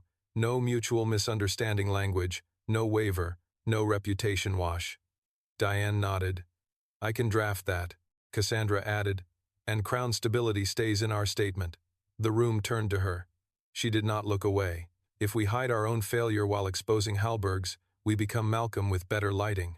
Frank Alvarez looked at her for a long moment, then said, "That might be the first rich sentence I ever liked." At 12:33, Sophie's school called Ethan. The pattern room went still because everyone had learned that his daughter's calls changed the air. Ethan stepped into the hallway and answered. "Mrs." Donnelly's voice was calm. "Sophie is fine. I promised to start with that." Ethan leaned against the wall, breathing once. "Thank you. She asked if you could come to art club presentation at 3. I know you're dealing with important work, and I told her I would ask." Ethan looked through the glass into the pattern room, where Cassandra, Diane, Abigail, Nora, Frank, Priya, Martin, Lila, and half the special committee were now arguing over language that could shape the future of thousands of employees. Important work, yes. But Ethan had learned that every room used importance to make itself larger than it deserved. "Tell Sophie I'll be there. She'll be happy." He ended the call and returned. Cassandra saw his face and already knew. "You need to leave at 2:30. "Yes. Go." A banker looked startled. "We have Halberg's response window at 3. Cassandra turned to him. "Then we will respond like adults while Mr. Cole attends his daughter's art presentation." Ethan looked at her. "Good. I'm learning. Do not get proud of learning before the test." "There it is," she said dryly. At 1:15, Russell Dane's formal proffer began. He appeared on video with counsel, looking reduced but still dangerous, the kind of man who mistook partial confession for generosity. He admitted forwarding Halberg materials through Greyvale Advisory. He admitted discussing transition planning with Lydia Quayle and Malcolm Reese. He admitted believing Cassandra's removal might be necessary if the Halberg agreement triggered governance crisis. He denied authorizing any contact involving Ethan's family. He denied knowing about Crown Stability, individual-level data. Ethan listened without expression until Russell said, "My objective was continuity." Then Ethan leaned forward. "Continuity for whom?" Russell frowned. "For Valtrex." "No, Valtrex is not a person." "Continuity for which people?" Russell looked irritated. "Employees, clients, shareholders. In that order?" Russell hesitated. "It is not that simple." Ethan nodded. "That is the sentence people use before putting shareholders first and employees in a footnote." Russell's counsel objected. Ethan ignored him. "Did you send Crown Stability outputs to Halberg?" Russell's face stilled. "No. Did you discuss the existence of a workforce resilience model?" "I may have referenced internal readiness tools." "Diane wrote that down." "With whom?" Russell looked toward his counsel. Counsel said, "Answer narrowly." Russell swallowed. "Malcolm, Lydia, possibly Halberg strategic partners." Cassandra closed her eyes. There it was. Halberg may not have built the weapon, but Russell had shown them the armory. Abigail's voice came through coldly.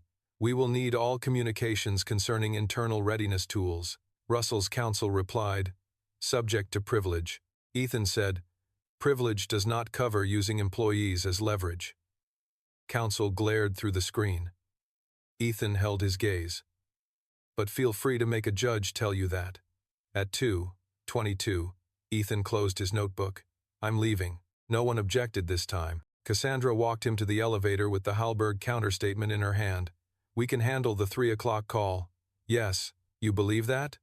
"No, I expect it." She looked at him, understanding the difference. "Ethan, when you come back, we may have the standstill. Then build it without sedation. And if Halberg walks? Then let them explain why they rejected stability without silence." He stepped into the elevator. Cassandra stopped the doors with one hand. "Tell Sophie her paper planets are structurally brave." Ethan almost smiled. "I will. At 3:00.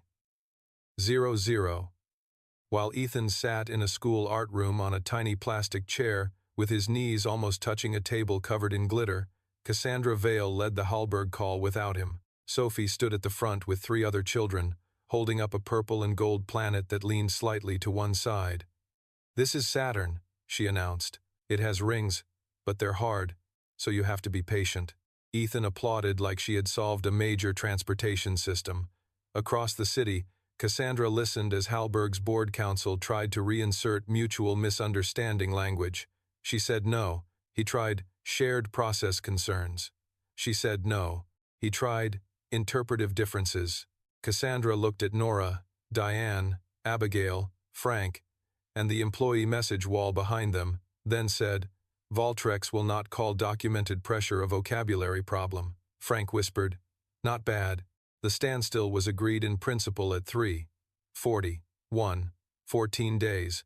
No enforcement of disputed control provisions, no observer rights, no client interference, no use or dissemination of personal information, preservation of all financing and workforce data communications, separate statements, and continued negotiation over longer restructuring terms. Hallberg did not admit wrongdoing. Valtrex did not grant silence. Cedar Gate's bridge remained active. The jaws loosened further. At 4:12, Ethan received Cassandra's text as Sophie was showing him a glue stain shaped like a tiny moon accident. Standstill in principle. No sedation language. Ethan typed back, "Good." Sophie peered at the phone. "Is that the company?" "Yes." "Did they fix the bad chart?" "Not yet." "Tell them charts have to be nice." Ethan looked at her. "That may be the new governance framework." At 5:08, Ethan returned to Valtrex with a paper, Saturn carefully placed in the back seat of his old sedan, because Sophie had insisted the company needed a planet that practiced patience. He carried it into the pattern room without explanation and set it on the side table. Nora looked at it, then at him. "Is that Saturn?" "Structurally brave." Frank nodded solemnly. "Best thing in this building." The 5 p.m. employee update had gone out. It acknowledged the Crown Stability Audit, the standstill, the Cedar Gate Bridge, and the creation of 3 employee channels: data review, risk escalation, and worker representation. The response count crossed 1,000. Cassandra stood before the message wall, reading each cluster as if forcing herself not to look away from a company she had finally begun to miss. Priya had contributed her first supervised operations note to employees, admitting that operational warnings had been softened in the past and that dispatch would now maintain a direct escalation line. Martin had turned over every diligence file and requested leave pending review. Lila Moreno had provided the full Crown Stability Data Dictionary and looked physically ill after seeing it in plain language. Elena Shaw had begun redesigning executive summaries so that no warning could be reduced to one sentence without the original attached. Nora had become the unofficial center of gravity, organizing evidence, employee stories, and human consequences, with a steadiness that made several senior executives appear smaller by comparison. Ethan watched all of it and knew the company was not saved yet. It was only awake. Awake companies still made terrible choices, but sleeping companies signed them. At 6:30, Cassandra called the first worker representation meeting in the loading bay, not a town hall with branding, not a polished all hands with applause cues, a folding table, microphones, managers, warehouse leads, engineers, payroll staff, support representatives, Priya under review but present, Lila listening, Diane taking notes, and Ethan standing against the wall beside Frank and Sophie's paper Saturn. Cassandra opened with a sentence Ethan had not edited. "I cannot ask you to trust a process you had no part in building." That was the beginning. A warehouse worker named Janet asked whether Crown Stability had been used to delay promotions. Cassandra did not say, "We don't believe so." She said, "We do not yet know, and you will have a process to ask." A support engineer asked whether high-friction labels would follow them. Cassandra said, "No model output will be used pending review, and we will delete nothing until employees can see what was done." A payroll analyst asked whether benefit dependence meant the company knew who could not afford to quit. Lila stood, shaking, and said, "Yes, that was one possible indicator, and I am sorry I allowed that category to exist without challenging its meaning." The room did not forgive her, but it heard her. That mattered. Then Frank Alvarez took the microphone without being invited, because no one in the room seemed brave enough to stop him. "I came from a company that didn't ask these questions until after the machines were sold and the men were gone. You all still got a company standing. Don't waste that." He handed the microphone back. Ethan looked at him. Frank shrugged. "Paperwork thunder needs a little old man lightning." At 8:04, the first worker representatives were selected for the audit design group. At 8:37, Hallberg released its separate statement, stiff and defensive, denying wrongdoing while confirming a temporary standstill. At 8:52, Valtrex released its own statement, plain and unsedated. Market commentators called it unusually transparent. One called it risky. Ethan thought both were true. At 9:15, Cassandra found Ethan near the loading bay doors, where the night air smelled like rain, diesel, and cardboard. "You were gone for 3 hours," she said, "and the company did not collapse." "No. That was your lesson?" "One of them." She looked toward the folding table where workers were still signing up for review groups. "I used to think if I left the room, people would lose discipline. Maybe they were waiting for space." Cassandra absorbed that. Sophie's presentation? Ethan looked at the paper. Saturn. Structurally brave. Good. She hesitated. "Ethan, if the audit shows Crown stability hurt people, Cedar Gate will demand remedies." "Yes, even if it damages valuation. Especially then. And if the board resists? Then Cedar Gate votes. And if I resist?" Ethan looked at her. There was no softness in his eyes, but there was no contempt either. "Then you become part of the pattern." Cassandra nodded slowly. "Fair. Fair is not usually comfortable. I'm noticing." At 9:41, Nora approached them, holding a tablet with both hands. "You need to see this." Ethan and Cassandra exchanged the look of people who had learned that every "this" had teeth. Nora opened a folder from Crown Stability's archived exports. The model had an external benchmarking module. It compared Valtrex teams to outcomes from prior restructurings. Cassandra's face tightened. "Ashford?" Nora nodded. "Ashford, yes. But not only Ashford. There are 18 companies." Ethan's body went still. Frank, hearing Ashford, walked over. Nora continued, voice shaking. "Each company has a pattern file. Workforce pressure, leadership replacement, lender control, asset sale, post-event litigation." The module was licensed from an outside vendor. Diane joined them. "Which vendor?" Nora looked at Ethan. Greyvale Advisory packaged it, but the original data source appears to be a Halberg affiliate research group. Cassandra whispered, "They sold the pattern back to us." Ethan looked at the screen. 18 companies. 18 rooms outside the room. 18 groups of workers turned into inputs after their suffering had already been harvested once. Unquote. "Not sold," he said softly. "Recycled." Nora scrolled to the bottom of the vendor file. One additional line appeared under Partner Review Access. Malcolm Reese, Russell Dane, Lydia Quayle, and one more name that made Cassandra grip the edge of the tablet. Charles Vale, her father, founder of Valtrex's modern expansion strategy, dead 3 years, worshipped in the lobby portrait, quoted in every leadership retreat, the man who had taught Cassandra that winning meant never letting a room see you sweat. Cassandra stared at the name as if it had reached out of the past and taken her by the throat. "No," she said once, but not like denial. Like grief arriving early. Ethan said nothing. He knew the cruelty of discovering that a room had been built before you entered it. Nora's voice trembled. Charles Vale approved the original vendor relationship 5 years ago.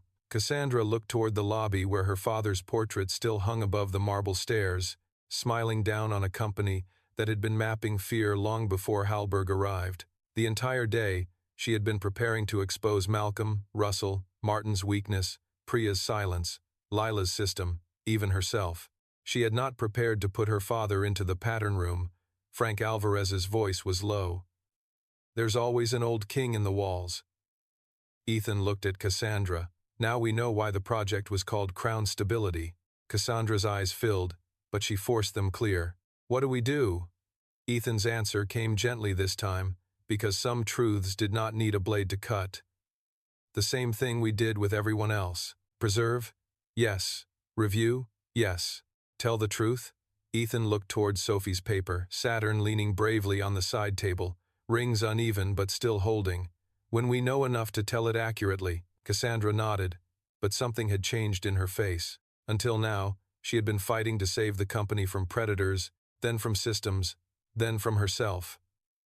Now she understood she might have to save it from the version of her father everyone had taught her to honor. At 10:26 p.m., Cassandra ordered Charles Vale's vendor records preserved. At 10:31, she ordered the founder portrait removed from the lobby pending historical review. At 10:44, Communications drafted a note, and Cassandra rewrote it herself. Company artifacts are being reviewed as part of governance history. No symbols are above accountability. Ethan read it and nodded once. At 11:03, workers in the lobby watched silently as two facilities staff carefully lifted the portrait from the wall. No cheering. No applause. Just a strange, heavy quiet. Cassandra stood at the bottom of the stairs and watched her father's face disappear into a protective crate. Ethan stood beside her. "I thought this would feel like betrayal," she said. "Does it?" "No," she swallowed. "It feels like finally meeting him without the frame." Ethan looked at her then, and for once he did not correct anything. At 11:27, his phone buzzed. "Sophie, did the company like Saturn?" Ethan looked at the paper planet in the pattern room, then at Cassandra standing beneath the empty wall where her father had hung. He typed back, "More than it expected." Sophie replied, "Tell it to be patient." Ethan almost smiled. Then Abigail called. Her voice was sharp. "Ethan, Hallberg just filed an emergency motion." "On what basis?" "They claim Valtrex and Cedar Gate are using internal workforce disclosures to manufacture lender misconduct and destabilize the financing agreement. They're asking the court to restrict public release of documents involving historical restructuring benchmarks." Ethan looked at Cassandra. "They're trying to bury the 18 companies." "Yes," Abigail said. Hearing tomorrow morning, Cassandra heard enough from his expression. "What is it?" Ethan lowered the phone. "Hallberg does not care if we expose Valtrex. They care if we expose the pattern outside Valtrex." Cassandra looked at the empty place where her father's portrait had been, then back at Ethan. "Then tomorrow is not about saving my company anymore." Ethan's voice was quiet. "No, it's about all 18. Ethan looked at Frank Alvarez, at Nora, at Diane, at the workers still gathered in small clusters, at Sophie's paper Saturn holding its imperfect rings under fluorescent warehouse light. "Tomorrow," he said, "the room gets bigger." The next morning, Valtrex Global Tower did not feel like a company waiting for a court hearing. It felt like a company waiting to find out whether the mirror would crack or finally become clear. Ethan Cole arrived at 7:18 a.m. with Sophie's paper, Saturn carefully placed inside a shallow cardboard box, because Nora Ellison had texted him before sunrise to say the pattern room needed one structurally brave object, and Sophie, upon hearing this, had declared that Saturn was available for corporate service as long as nobody touched the rings with sticky fingers. Ethan had smiled when she said it, but the smile had not lasted long. Hallberg Finch's emergency motion was scheduled for 9:00, and unlike the earlier protective hearing, this one was not only about Sophie, not only about Cassandra, not only about Valtrex. Hallberg wanted the court to restrict public release of documents involving historical restructuring benchmarks, workforce pressure categories, and the 18-company pattern files discovered in Crown Stability's external benchmarking module. In plain language, Hallberg wanted the room kept small. Ethan knew why. Predators could survive one complaint, one injured company, one embarrassed CEO, one father with a painful past. They could survive blame if blame stayed isolated. What they feared was pattern, because pattern gave strangers a common language. Pattern let the people outside the room realize they had all been standing in versions of the same hallway. When Ethan stepped out of the elevator, Nora was waiting with 2 tablets and dark circles under her eyes. "We have confirmed 8 of the 18 companies had restructuring agreements connected to Hallberg or predecessor funds," she said before saying good morning. 4 more had Gray Veil advisory involvement. 3 had workforce models using similar terms. 2 had CEO transition plans within 30 days of financing pressure. 1 is still unclear. Ethan nodded. "Good morning to you too." Nora blinked, then gave a tired laugh. "Sorry, good morning. You slept?" I blinked slowly near coffee. "That is not sleep. I'll put it on the reform list." He handed her the box. Sophie sent Saturn. Nora looked inside and, for the first time that morning, softened. "Tell her the pattern room accepts responsibility. She said the rings are fragile but committed." Nora carried the box like evidence, and placed it on the side table under the whiteboard where Ethan had written the night before. The room gets bigger. Cassandra Vale stood near the windows in a black suit, her father's portrait gone from the lobby, and now, symbolically, absent from the invisible throne she had spent years obeying. She turned when Ethan entered. "We found more on Charles." Ethan set his messenger bag down slowly. "How much?" Diane Mercer answered from the table. The original vendor agreement for the benchmarking module was signed during Charles Vale's expansion cycle. He approved the first purchase order. Internal memos say the tool was designed to anticipate workforce resistance during acquisitions and restructuring. There is no evidence yet that he knew Hallberg would use it in a control strategy later. Cassandra's face held steady, but Ethan could see what the sentence cost her. "But he knew the company was buying a system that ranked employees by pressure points," she said. Diane did not soften it. "Yes." Frank Alvarez sat in the corner with bad coffee and a worse expression. "Old kings don't need to know every weapon in the castle. They just need to like having an armory." Cassandra took that too. 2 days earlier, she might have snapped at him. Now she only nodded. "Then the review includes him." The room stopped. Martin Sloan looked up from his council-supervised files. Priya Shah, standing near the operations monitor, went still. Lila Moreno clasped her hands together so tightly her knuckles paled. Nora watched Cassandra with something like awe. Diane asked, "You mean the founder history review?" "I mean the review includes Charles Vale's approvals, his expansion practices, the vendor relationship, and any executive culture that made Crown stability possible. No founder exception." Ethan studied her carefully. There it was, the moment he had not been sure she would reach. It was one thing for a CEO to expose a lender who tried to take her company. It was another to expose a board chair who betrayed her. It was harder to expose systems under her own signature, but to remove the golden frame from her father and place his legacy under review, not as revenge, not as performance, but as governance, that was the kind of work apology could never imitate.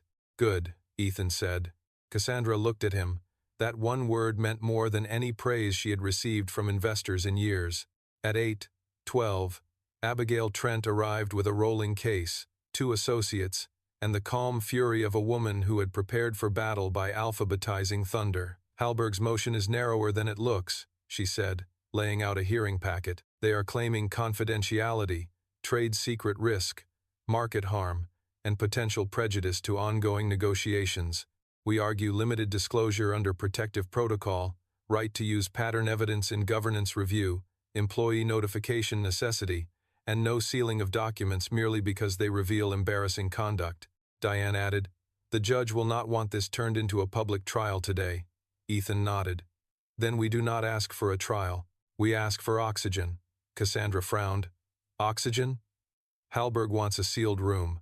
We ask for enough air that employees, clients, and affected companies are not forced to rely on Hallberg's summary of what happened to them." Abigail smiled slightly. "Oxygen, I can work with that." At 8:40, the special committee gathered for the hearing in the pattern room. Hallberg appeared on screen through counsel. Malcolm Reese was absent, replaced by a senior Hallberg director named Andrew Valek, whose face had the polished neutrality of a man sent to appear reasonable after unreasonable people had left fingerprints everywhere. Russell Dane appeared with counsel, smaller now, no longer chair, no longer warm, his power reduced to cooperation bargaining. Lydia Quayle's sworn statement had been filed under seal.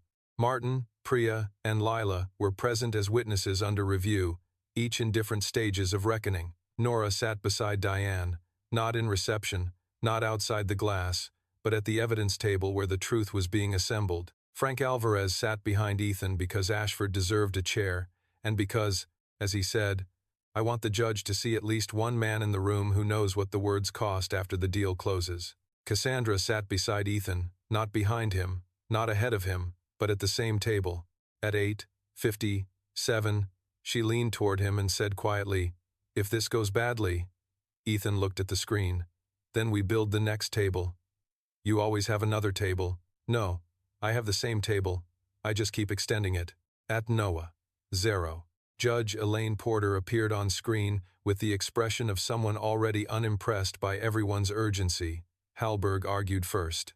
Their counsel spoke elegantly about confidential financial strategies, commercially sensitive workforce analysis, the danger of destabilizing a distressed company, and the harm that could come from releasing complex historical restructuring materials without context. Ethan listened and wrote 4 words on his notebook. Without context is the point. Abigail saw it and underlined the phrase in her own notes. Hallberg's counsel continued, Your Honor, Valtrex and Cedar Gate are attempting to transform an ordinary financing dispute into a sprawling moral inquiry into unrelated historical transactions. This is prejudicial, disruptive, and unnecessary to resolve the immediate standstill and bridge financing issues. Judge Porter turned to Abigail. Miss Trent, Abigail stood.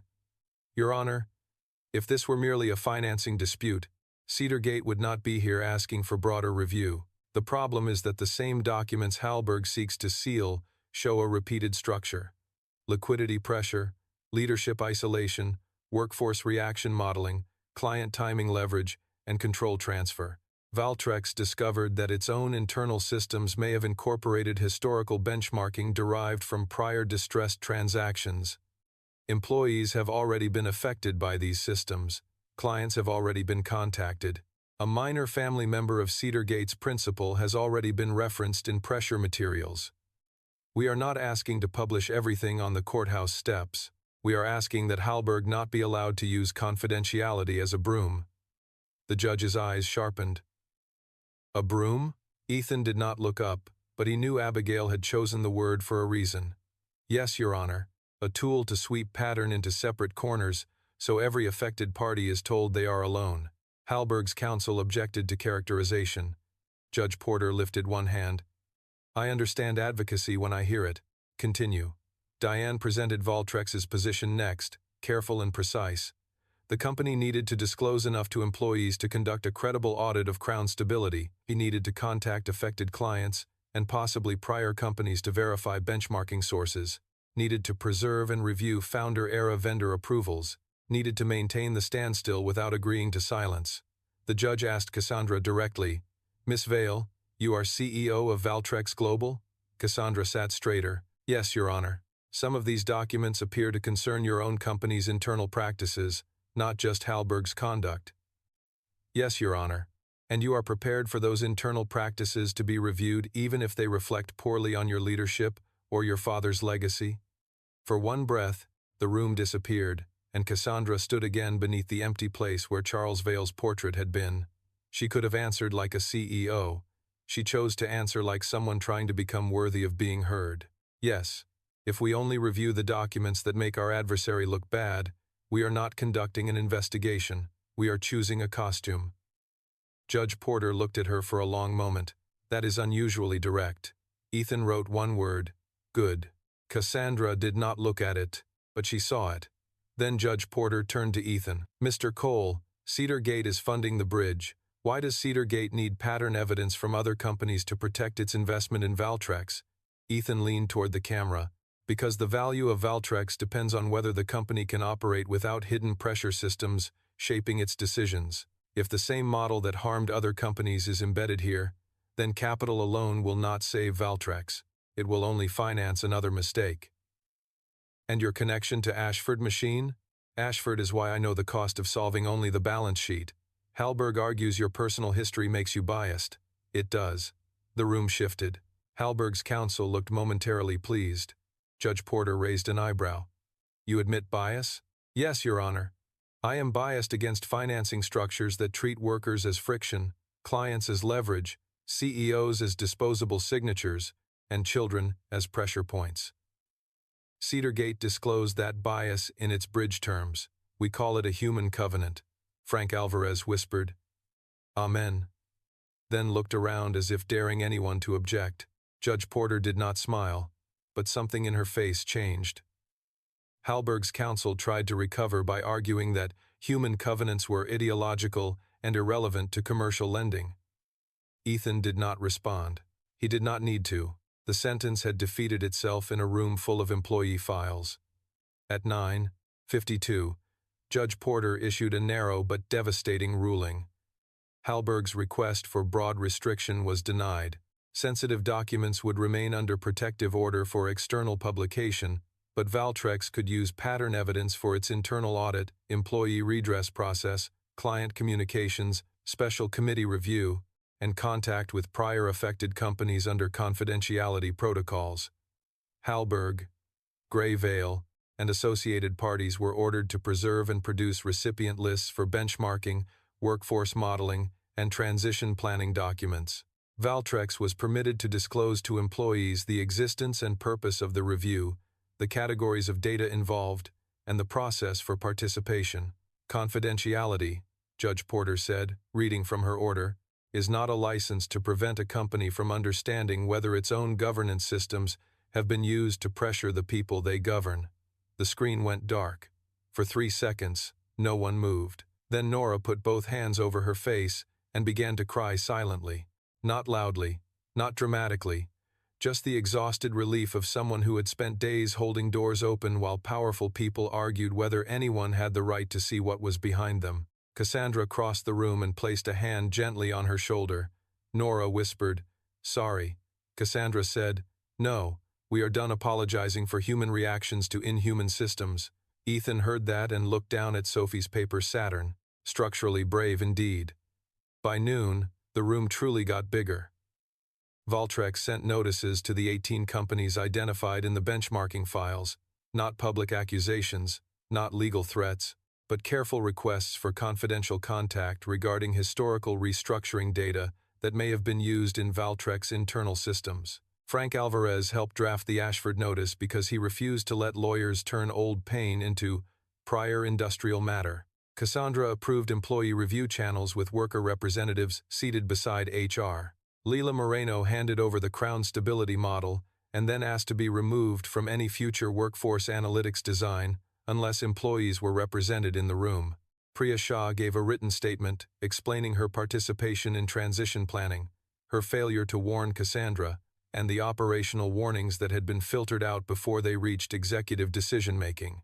Martin Sloan provided diligence files showing that workforce summaries had been shared under vague labels, and although he remained under review, the committee credited his cooperation after suspending him from all financing authority. Russell Dane's proffer expanded. Facing the production order, he gave Diane and Abigail a chain of emails showing that Malcolm Reese had pushed for Cassandra's removal, that Lydia Quayle had originally recommended oversight instead, and that Gray Vale had served as an informal channel between Hallberg's strategy and Valtrex board fears.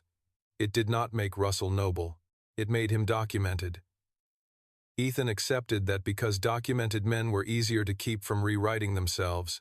At 1:30, Hallberg's senior director Andrew Valek requested a direct meeting with Cassandra, Ethan, Diane, Abigail, and 2 special committee members. Malcolm Reese would not attend. Ethan said, "Good.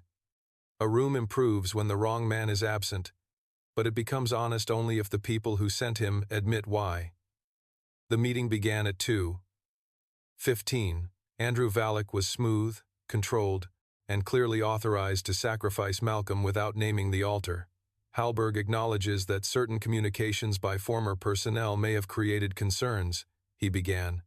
Ethan interrupted once. "Former?" Andrew's jaw tightened. "Mr. Reese has been placed on leave." "That is not former.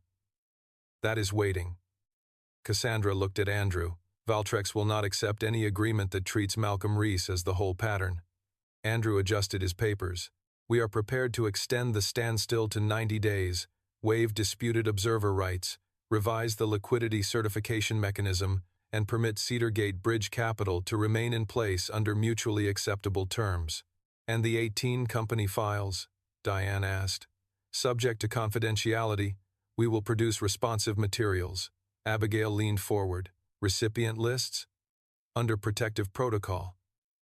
"Workforce models?" Andrew hesitated. Ethan watched the hesitation and saw where Hallberg still wanted a locked drawer. "If you hold back workforce models," Ethan said, "this becomes the headline you spend a decade denying." Andrew looked at him. "Is that a threat?" "No, it is a forecast. Threats require me to want your fear. I want your signature." Cassandra's mouth almost curved. Andrew looked from Ethan to Cassandra, and seemed to understand that the old room was gone. We can include workforce modeling materials subject to review. No, Cassandra said. Subject to production. Diane wrote it down. Andrew took a slow breath. Production. At 3:40, the framework was agreed. Hallberg would extend the standstill, waive immediate control rights, cooperate under protective order, produce recipient and model documents, and enter mediation over the longer-term financing dispute. Cedar Gate's bridge capital would fund operations with human covenants, payroll continuity, client service authority, employee data audit, whistleblower protection, worker representation, and prohibition on personal pressure materials. Valtrex would not release Hallberg from claims. Hallberg would not restrict Valtrex's internal review. No one called it peace. Ethan called it a table that does not collapse when people lean on it. At 4:30, Cassandra held the largest employee meeting in Valtrex history. It was not in the boardroom. It was broadcast from the loading bay, with warehouse workers in reflective vests, engineers in hoodies, support leads, payroll analysts, dispatchers, managers, Nora at the evidence table, Frank near the microphone, Lila ready to answer questions, Priya standing under review but present, Martin absent pending finance review, Diane beside Cassandra, and Ethan against the wall with Sophie's paper Saturn on a folding table behind him. Cassandra did not begin with a slogan. She began with the sentence that would later be replayed across every office. This company learned to measure fear before it learned to listen to it. The loading bay stayed silent. She continued, "That happened under systems I approved, under a culture my leadership reinforced, under tools my father's era introduced, and under financing pressure others tried to exploit. I will not ask you to separate those truths, so I can feel cleaner. We are reviewing all of them." She explained the court order, the Crown Stability Audit, the Hallberg Standstill, the Cedar Gate Bridge, the Human Covenants, the Worker Representation Process, the Employee Data Review Process, and the preservation of founder-era records. Then she stopped reading and looked out at the workers. Yesterday I thought transparency meant telling people what leadership had decided. Today I understand transparency begins before the decision is made, when people still have the power to change it. Ethan watched employees absorb the difference between a speech and a door. Then the questions came. Hard ones, angry ones. A payroll analyst asked whether Valtrex had used benefit dependents to decide who could be pressured. Cassandra answered, "That is part of the audit. If it happened, we will document it and remedy it." A warehouse lead asked whether managers who ignored warnings would be punished. Cassandra answered, "Managers who ignored warnings in bad faith will face consequences. Managers trained by our systems to compress warnings will help redesign those systems, but training will not become an excuse." A support engineer asked whether Hallberg could still take over. Cassandra looked toward Ethan, then back to the crowd. "Not through silence, not through the disputed triggers, not while the bridge holds, and not without a fight that everyone will see." Frank took the microphone after that, not invited but tolerated now as a necessary weather system. "I came here because my company died in private. You still get to argue while yours is breathing. Don't waste that arguing only about who to hate. Ask who gets to build the new room." This time, the applause began slowly, then grew. Not for Cassandra, not exactly. Not for Ethan either. It was for the possibility that the company might finally be something more than a tower where decisions fell downward. At 6:12, Cassandra found Ethan in the lobby, standing beneath the empty wall where her father's portrait had once hung. The portrait had been moved to archive review, and in its place was a temporary sign with no logo, no quote, no grand statement, just 3 plain words. "Under accountability review." Cassandra stood beside him. "I thought removing it would make me feel orphaned." Ethan looked at the empty wall. "Did it?" "No. It made the building feel less haunted." He nodded. "Frames can trap the living too." She turned to him. "I owe you an apology now." Ethan did not answer immediately. He looked across the lobby where the guard was helping an older delivery worker find the correct elevator without judgment, where Nora was speaking to a warehouse supervisor as an equal, where employees passed the empty wall and slowed, not in worship, but in thought. Then say it without asking it to repair everything. Cassandra took a breath. I am sorry for how I treated you when you first came here. I am sorry I looked at your jacket, your daughter, and your lack of title, and decided you were smaller than the room. I am sorry I let Sophie feel like she had to prove she was a person, and I am sorry it took consequences for me to listen to the truth you brought before the consequences arrived. Ethan listened. No interruption. No rescue. When she finished, he said, "Thank you." Cassandra looked down. "That's all? That is what apologies get when they are not invoices. Will Sophie forgive me?" Ethan's eyes softened slightly. Sophie will decide what Sophie decides. Fair. Uncomfortable? Very. Good. At 7:05, Ethan finally went home. Sophie met him at the apartment door wearing pajamas and a serious expression. Did the company learn patience? Some. Did it like Saturn? Very much. Did the bad chart get fixed? Ethan picked her up, even though she was getting too big for it, and carried her into the kitchen. The bad chart is being taken apart. With paperwork thunder. With paperwork thunder. Mrs. Rivera sat at the table with soup, bread, and the satisfied expression of a woman who had fed both a child and a revolution. The news says your company did something strange. Ethan set Sophie down. It's not my company. Sophie looked up. But you helped it. Yes, then it's a little bit your responsibility. Ethan looked at her, then laughed softly because children had a terrifying talent for governance. Only a little. Miss Vale sent me a note, Sophie said. Ethan stilled. She did? Sophie pulled a plain envelope from the counter. Mrs. Donnelly gave it to me. She said you said it was okay because legal checked it. Ethan glanced at Mrs. Rivera, who nodded. Sophie opened the note and read carefully. Dear Sophie, you were right. You are not a prop. You are a person. I am sorry I forgot that in a room where everyone should have known better. Thank you for letting your father come back to help us learn. Cassandra Vale. Sophie looked up. She used person twice. She did. That means she practiced. Probably. Can I write back? Ethan sat beside her. What do you want to say? Sophie took a pencil, thought hard, and wrote in uneven letters. Dear Miss Vale, I forgive you for me, but my dad decides for him. Please make your building nicer to people with wet jackets. From Sophie. Ethan read it and had to look away for a moment. Mrs. Rivera pretended not to see. That night, for the first time in days, Ethan slept 6 hours. Not because the war was over, because the most important room was quiet. 3 weeks later, Valtrex Global signed the final restructuring framework. Hallberg remained a lender, but lost control rights, surrendered disputed triggers, produced pattern documents under protective order, and entered a confidential remediation process with several prior affected companies. Malcolm Reese resigned from Hallberg and became the subject of multiple investigations, not as the sole villain, though the media tried to make him one, but as one visible architect of a wider pattern. Russell Dane resigned from the board and later settled governance claims after producing the records that proved the transition plan had been built before Cassandra signed. Martin Sloan left Valtrex after cooperating fully, his career not destroyed publicly but altered permanently by the knowledge that weakness with numbers could be as dangerous as malice. Priya Shah remained under oversight for 6 months, then became one of the leaders of the new Direct Escalation Council because the workers voted for her, not because Cassandra cleared her. Lila Moreno helped dismantle Crown Stability and testified before the Employee Audit Group about every category she should have challenged earlier.